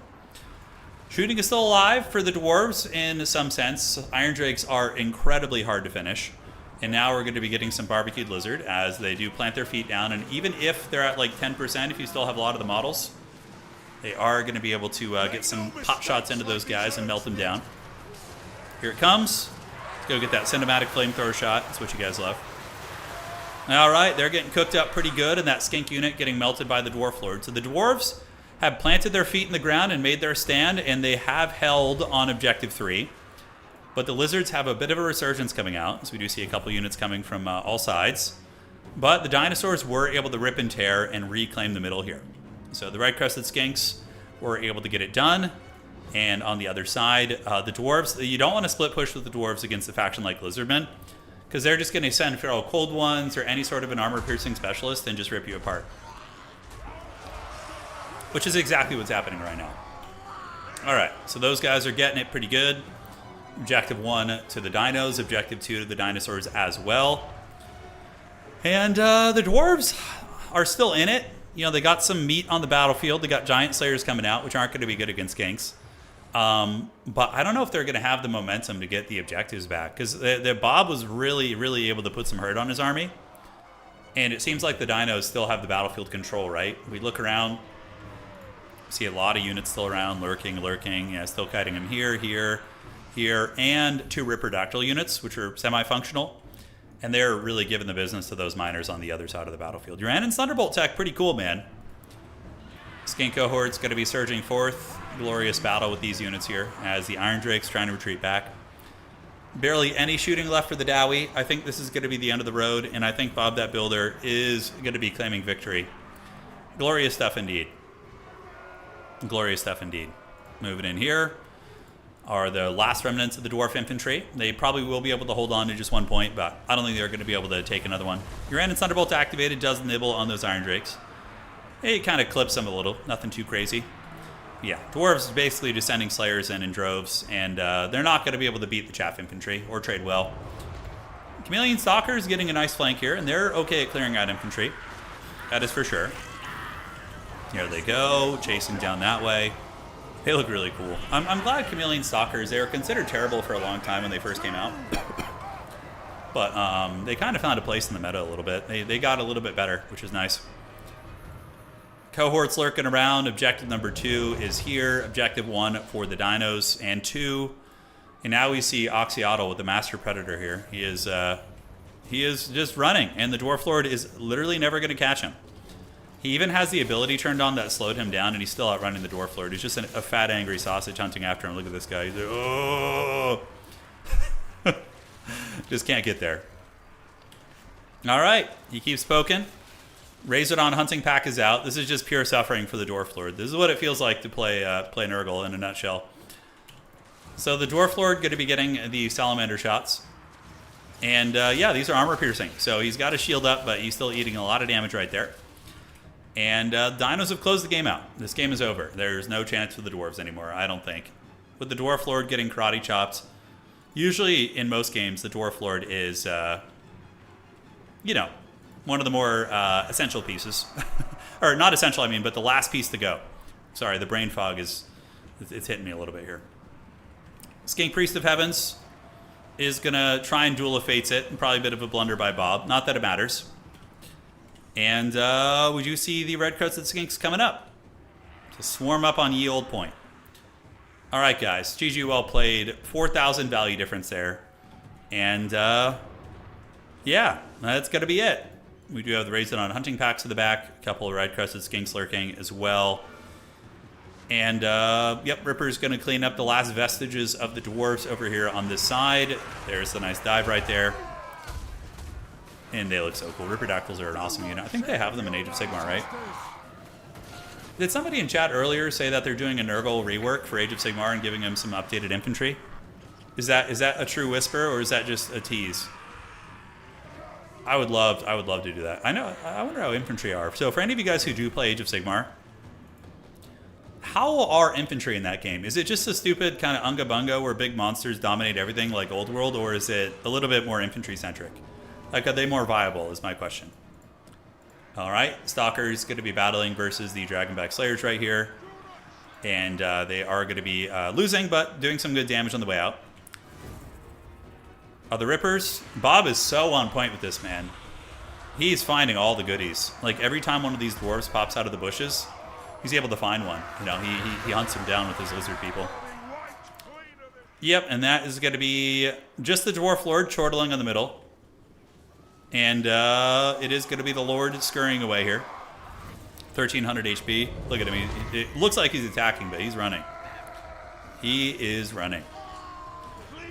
1,300 points coming very soon for the Lizardmen, which essentially means that he can win by just holding one objective. So that's a big skill set in this game, is that when you are essentially ahead on points and you have multiple objectives, tactically speaking, sometimes it can be smarter to yield points and then fall back and just win on one and consolidate your entire army.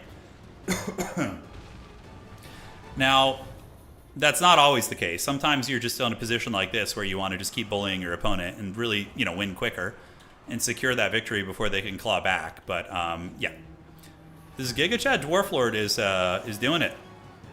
Yeah, look at that. He's hanging in there. 900, 800, 793, 771. And he is in trouble, ladies and gentlemen. Well, GG. Sorry about the casting maybe being a little bit lazy here. My voice is not in the best of shape. Ripperdactyl's going to be descending from the skies. Triple cap here. Ricochet still fighting tooth and nail, just doing what dwarves do and just being a goblin. The Dwarf Lord finally going to break with just very, very little HP. He's got about 400 left. Curses. Fleeing on up are the Skinks. That will give them the capture weight. One of the biggest strengths of the dinosaurs is their fast capture weight. Skinks are only 300 to 400 gold, and they have full capture weight. They have 5. Incredibly good. Just put that poor dwarf out of his misery. That's right. All right. So, Blood Penguin and attack speed. Let's do this. I love the build from Bob. It was just all Skinks. And the dwarf build was super Giga Chad as well. He just got swarmed. He got swarmed nice and good like. All right, guys. Turn finals. And there we go. Yes. Let's get Bob in there. And do this. All right, all right. That matchup's impossible, is it really? I always felt like it was doable for dwarves. You were looking pretty good for a while. Dwarves versus Lizardmen is, yeah, it definitely doesn't look dwarf favored. Impossible, I wouldn't say it's as bad as, like, you know, Nurgle versus Demons of Chaos, but it definitely looks hard. It definitely looks hard. You probably need a map with a home objective. Thank you, Fi, for biting. Holy shit! So I'm doing a rewatch of you know, how many of you guys have gotten to that stage in your life when you hit your late 30s and you start to rewatch shows that you watched in your teens or early 20s, and you like, it's like watching the show brand new again, you know, because you just kind of forgot things, or like. So I'm rewatching The Walking Dead right now, right? And there is a scene I totally forgot about that caught me off guard today. There's a scene where who is it? It's Daryl and Sasha get caught on the train tracks by the Saviors with Eugene, and Abraham is like hiding in the bushes, like, and he's gonna help them. So the Saviors have Eugene, you know, prisoner, and essentially fighting breaks out in this scene, right? Abraham, you know, has a gun. He starts helping them. Daryl's able to get his gun, you know, weapon, and it becomes a Royal Rumble basically. But what happens is Eugene bites the Savior guy who has him prisoner. Eugene is like imprisoned, and he bites the guy right in the dick. I totally forgot about that scene. I was like, holy shit. But he just goes for it. That was a scene that was like, I totally forgot it happens, but it was so savage. I was like, God damn, dude. God damn. And Eugene is the guy with the mullet. Yeah, he was the guy with the mullet. All right. He really went for it, yeah. Okay. Some of you guys have had the same experience. Okay. So, Kislev versus Lizardman, that's fun. Time to adapt.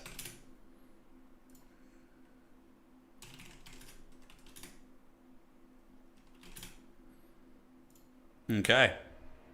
Oh, Abraham. Yeah, Abraham. His actor is great. He is in Band of Brothers. Yeah, he plays the bull. Walking Dead is kind of old now. I mean, it aired 14 years ago. Granted, I mean, they're still making Walking Dead shows, so it's not that old yet. Like those characters, some of those same characters are still going. Yeah. Black Summer is a good one. Yeah, I finished that one.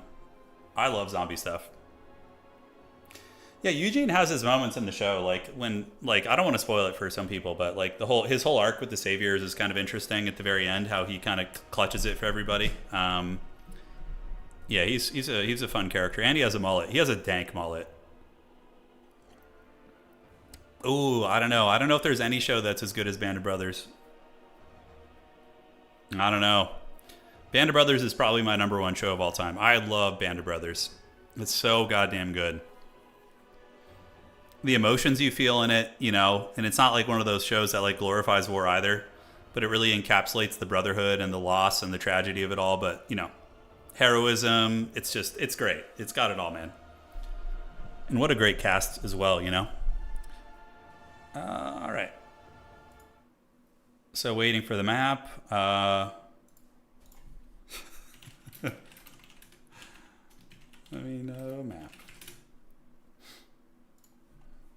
Here we go. Breaking Bad is a great show as well. Yeah. Breaking Bad is an amazing show. I really like it. I haven't watched the Better Call Saul. I heard that was pretty good, but I have not seen it. I have seen Generation Kill, yeah. Generation Kill was the one with the Skarsgård brother. It's like a kind of a, was one of the first adaptions of the, is it the Iraq War? In Afghanistan, or I can't remember exactly where they are in the show, but I did watch that when it came out. Yeah, The Pacific is a good show, but it's not as good as Band of Brothers, in my opinion. The Pacific is, yeah, as the name would infer, it takes place in the Pacific Theater. It's good, but Band of Brothers, there's something about that cast was just so good. Yeah.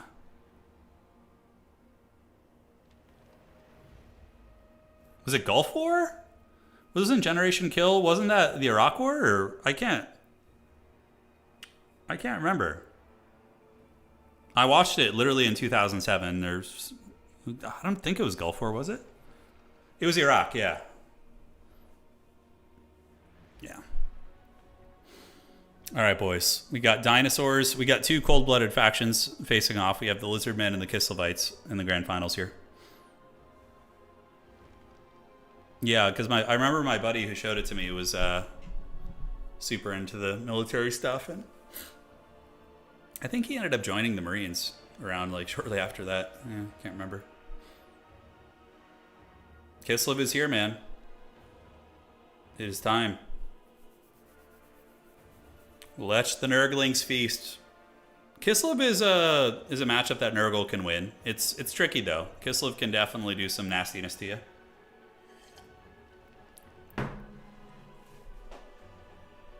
Yeah, I think for me the Band of Brothers is probably my all-time favorite show. Battlestar Galactica is another one I really like. Star Trek's great. Early Walking Dead seasons, I think, were some goated TV. Like, Walking Dead Season 1 was just one of the best. It's so good. And there's that era of Walking Dead, Seasons 4 and 5, when, like, Rick is on, like, super survival, like, murder hobo mode, you know? That are really intense. And there's some awesome character development in Walking Dead with some of them. I mean, it does have some really haggard seasons, Walking Dead, but they're still fun, you know?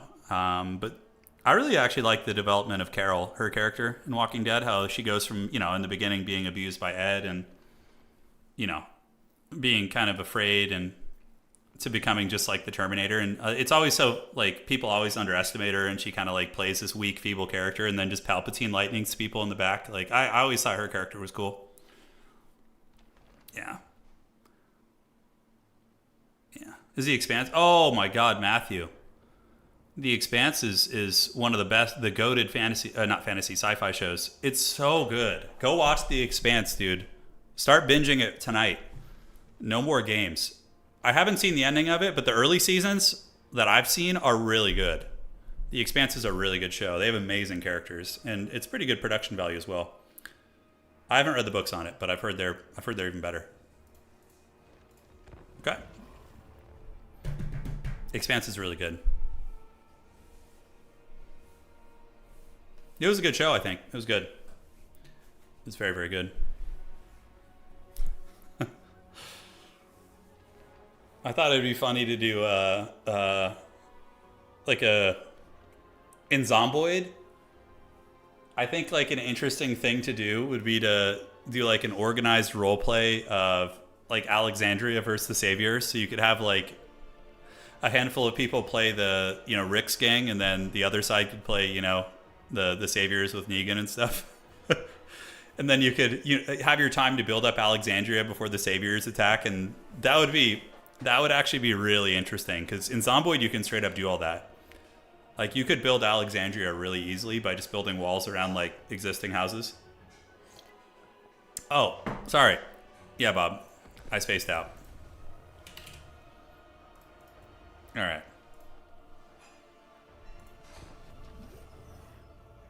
Ragnar clears the map.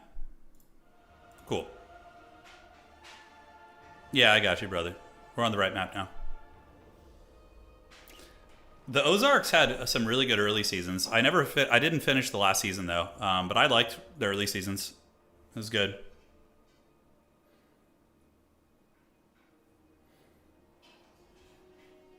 Okay, and so it begins. So it begins. I haven't seen that one. For all, is that a zombie show? For All Mankind? Yeah. I've not seen it.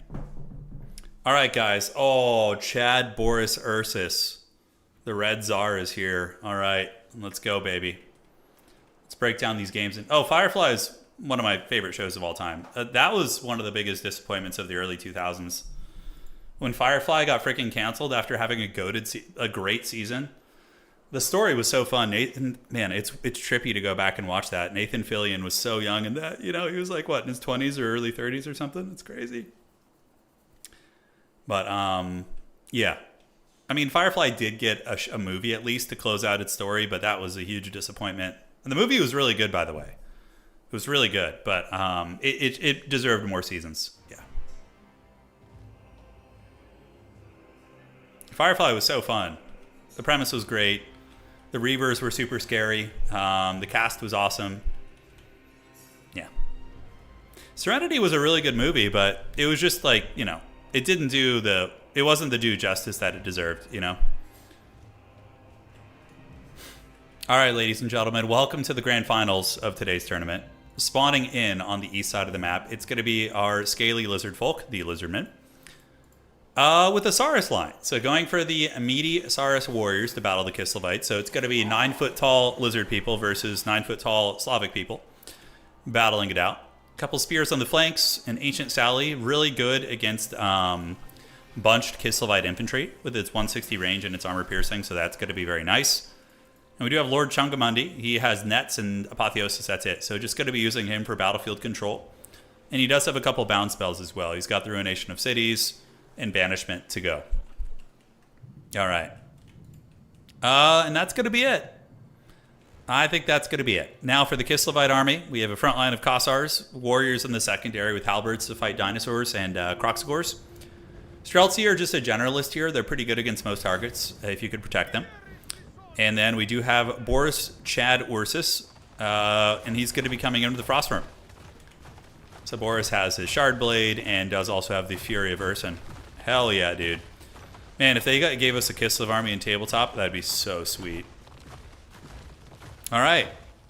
Here it comes. The boys going to be moving out. There they go. And they're going to be jumping up on Objective 3. Now, single entities in this game, for anybody who's new, they are 3 capture weight apiece. Infantry are 5. So 2 single entities can out-capture 1 infantry unit. Which, again, is pretty good for the infantry because, like, a 300 gold infantry unit, you know, can basically out-capture a single entity. That costs, like, you know, 1,500, 2,000 gold, whatever. Moving up on the point are the Kislevites, and the dinosaurs with their Saurus line stand at the ready. The Saurus can definitely bully Kislevite warriors, but armored Kossars is a bit of a harder fight for them because of the armor. But it's still a fight they do well in because Kossars only have 80 armor. It's not like they're super heavily armored. So Saurus can hang in there.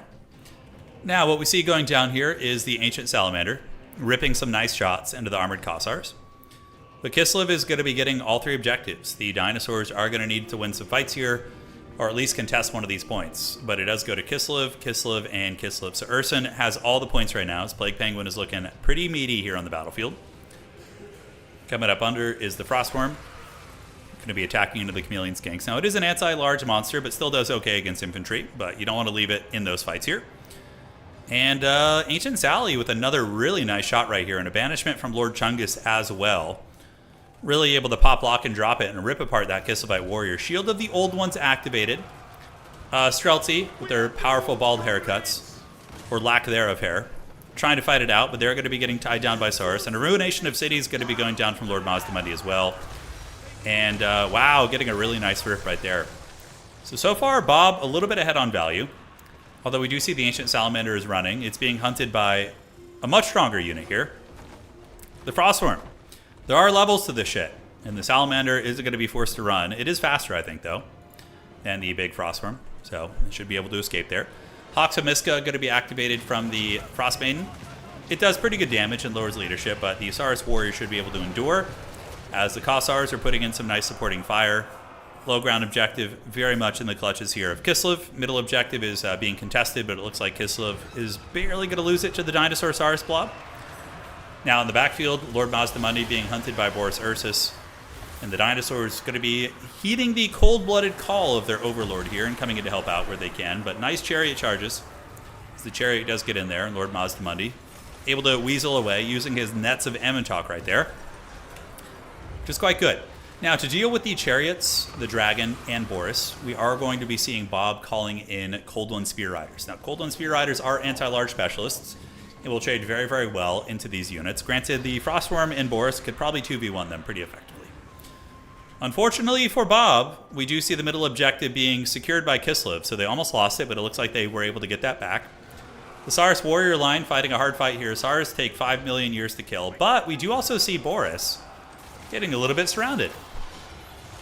He is taking a lot of anti-large attacks, and he does pop the Fury Burst ability, which is going to make him cause terror, so he's trying to get some terror outs here. And Hawks of Miska is going to be activated to try and synergize with the Terror synergy. because it will break their leadership by -16. But Saurus are very tough to like fully break. They will get terrified for a second, but they'll be back. All right, side point owned by Kislev. It looks like they have warriors hanging out, Kosovo dervishes. The gun line here for Kislev is in pretty good shape, and the low ground is being stolen by Bob. So Bob is able to get his chameleon skinks and grab that point there, so he is going to be chillaxing.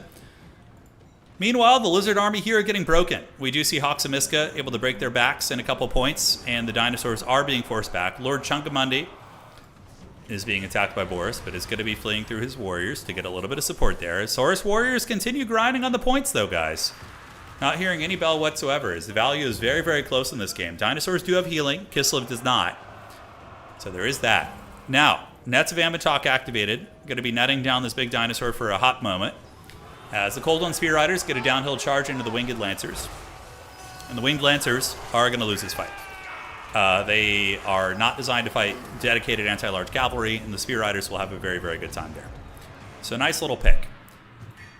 Now, side objective owned by dinosaurs, and it looks like the dinos are now contesting the low ground objective as well, as they do have 2 infantry units here, 3 actually, with a 4th one on the way. Should be able to dispatch those Kisavite warriors pretty effectively, as the Spear Riders get a very good fight, and Lord Chungus is able to escape. So Homie is going to be waddling away, while the Cold One Spear Riders drag down these Cold One Spear Riders, or excuse me, these Winged Lancers here. More Spear Riders on the way out. Dinosaurs looking a little bit resurgent, guys. The Kislev army, as I look around, is suddenly looking a little bit raggedy. In the pre-battle, it was interesting. Bob was telling me how he actually got his butt kicked by Blood Penguin earlier in the tournament and wasn't feeling confident in the matchup, but maybe he has cooked a little bit and has been able to scheme it up.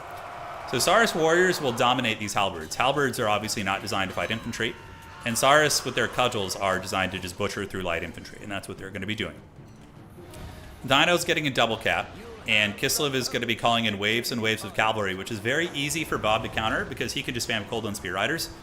However, there is a Frostworm still in play, which is going to be very tough to deal with. Salamander's still here. Skink Cohort Javelins coming in. Saurus could probably be re-engaged. A couple AFK units. Excuse me, sorry.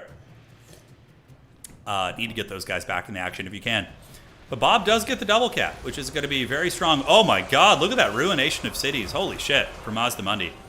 Melting down the Winged Lancers right there pretty hard as the Saurus Spears move forward. Engaging versus the Winged Lancers. And now cometh the Legion of the Dinosaurs. Skink Cohorts with Javelins moving forward. And objective number 1 is belonging to the Dinosaurs pretty firmly. Saurus, full health, little Skink unit there. Spear Riders in reserve to watch them. Kislev is kind of making it stand in the middle, trying to hold it out here. And we're going to see if the Dinos can get some Razordons out, maybe to threaten these big monsters, or is it just going to be Spear Riders? I mean, look, that works as well. So Dinos are definitely in a winning position right now. They're up about 2,000 value, which is big. Granted, Kislev did get some healing on the table, so they do have their Patriarch now, who can do some big heals. The mid-game, that is the big thing, right? Like, Kislev was doing well in the early game, but once the mid-game reinforcements started coming in, you start to see the Dinos winning because their mid-game is better against what Kislev had for its mid-game in the Cold One Spear Riders versus the Winged Lancers situation. Boris rampages with Colossal Strike, making him an absolute machine, but he's rampaging, so he's going to be attacking ineffective targets right there. As the Dinosaurs are going to be grabbing the middle objective, and I think this is game over. I mean, I don't see how Kislev is going to be able to rat this one back. I mean, Mazdamundi, you might think he's easy to kill, but he is a thick, thick boy.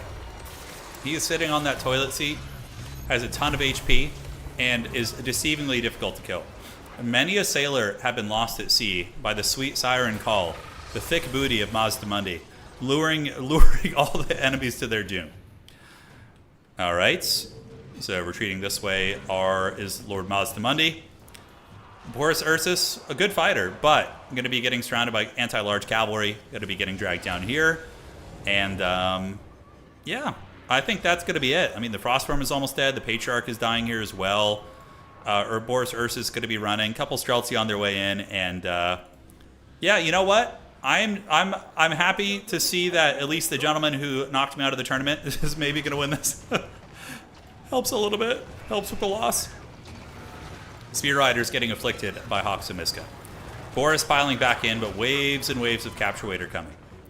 10,000 against 7, massive difference. Streltsy tied down by chaff units, and not just any chaff unit. The mighty Giga Chad Saurus Warrior. 9 foot tall steroid lizards. Primitive wars all over again here. So they are able to get it done there. And yeah, just massive legions of scaly people here, and not seeing much in the way of Kislevites. They do have a couple Cav lurking, Griffin Legion, but they're just going to get dragged down by all the Spear Riders. All right, guys. For all of you Lizard fans out there, it looks like you have had glorious victory here tonight, Bob that Builder. Not only building some of our dankest of maps, but building some glorious tournament wins as well. Very fun stuff. One thing I think that Kislev needed was a Little Grom. Little Grom would have just knocked that Salamander and Mazdamundi out of the battle. It's so good, just having one lurking in the back. Yep. Griffin Legion is going to break soon. We do see Boris running for the hills. The Red Tsar coming in the backside, and it's going to be Griffin Legion getting a nice charge. They're very good at clearing out the chaff. The problem is with these guys, I think Bear Riders are better in this matchup because you need something to fight those damn Coldland Spear Riders. Streltsy can do it too. You can do Streltsy battle lines. They're actually pretty nasty, but this map wouldn't be good for Streltsy because they could only really shoot in the middle. The sides would still be very, very tough. All right, guys. Here comes the Griffin Legion, surging forth to the middle. On the outside, Boris has rallied. It does look like Plague Penguin's going to keep fighting a little bit longer, maybe thinking he has a chance here. But, yeah, I don't think it's going to be the case. Here comes the Velociraptor Cavalry. Just angry dinos. Surging in, punting a lot of these guys into oblivion. There they go, getting melted down. The backside, Ancient Salamander, providing a little bit of fire support as well. But Spear Riders are just so cost-effective into Kislev Shock Cav. Really, really hard to justify them. I mean, I still think having a couple is good, like a couple Winged Lancers maybe. They can kind of fight Spear Riders if they get the charge off, but it's usually not cost-effective. Here, it looks like the Hawks of Miska onto the 2 Spearman units. That almost breaks their leadership, but Saurus base leadership I think is like 75 or 80 or something. It's very, very high. Let's look. Yeah, it's 75. Pretty thick. Whereas, like, you know, State Troopers are like 60 or something, and Skaven are like 45. For reference. Grokarmundi. Yes. 1,000 points has been reached. The Plague Penguin battling it out here, but the Red-Crested Skinks will feast. Spear Riders, negative 16 leadership, but not before they break a lot of units and do a lot of damage, including the Patriarch here, who's almost broken.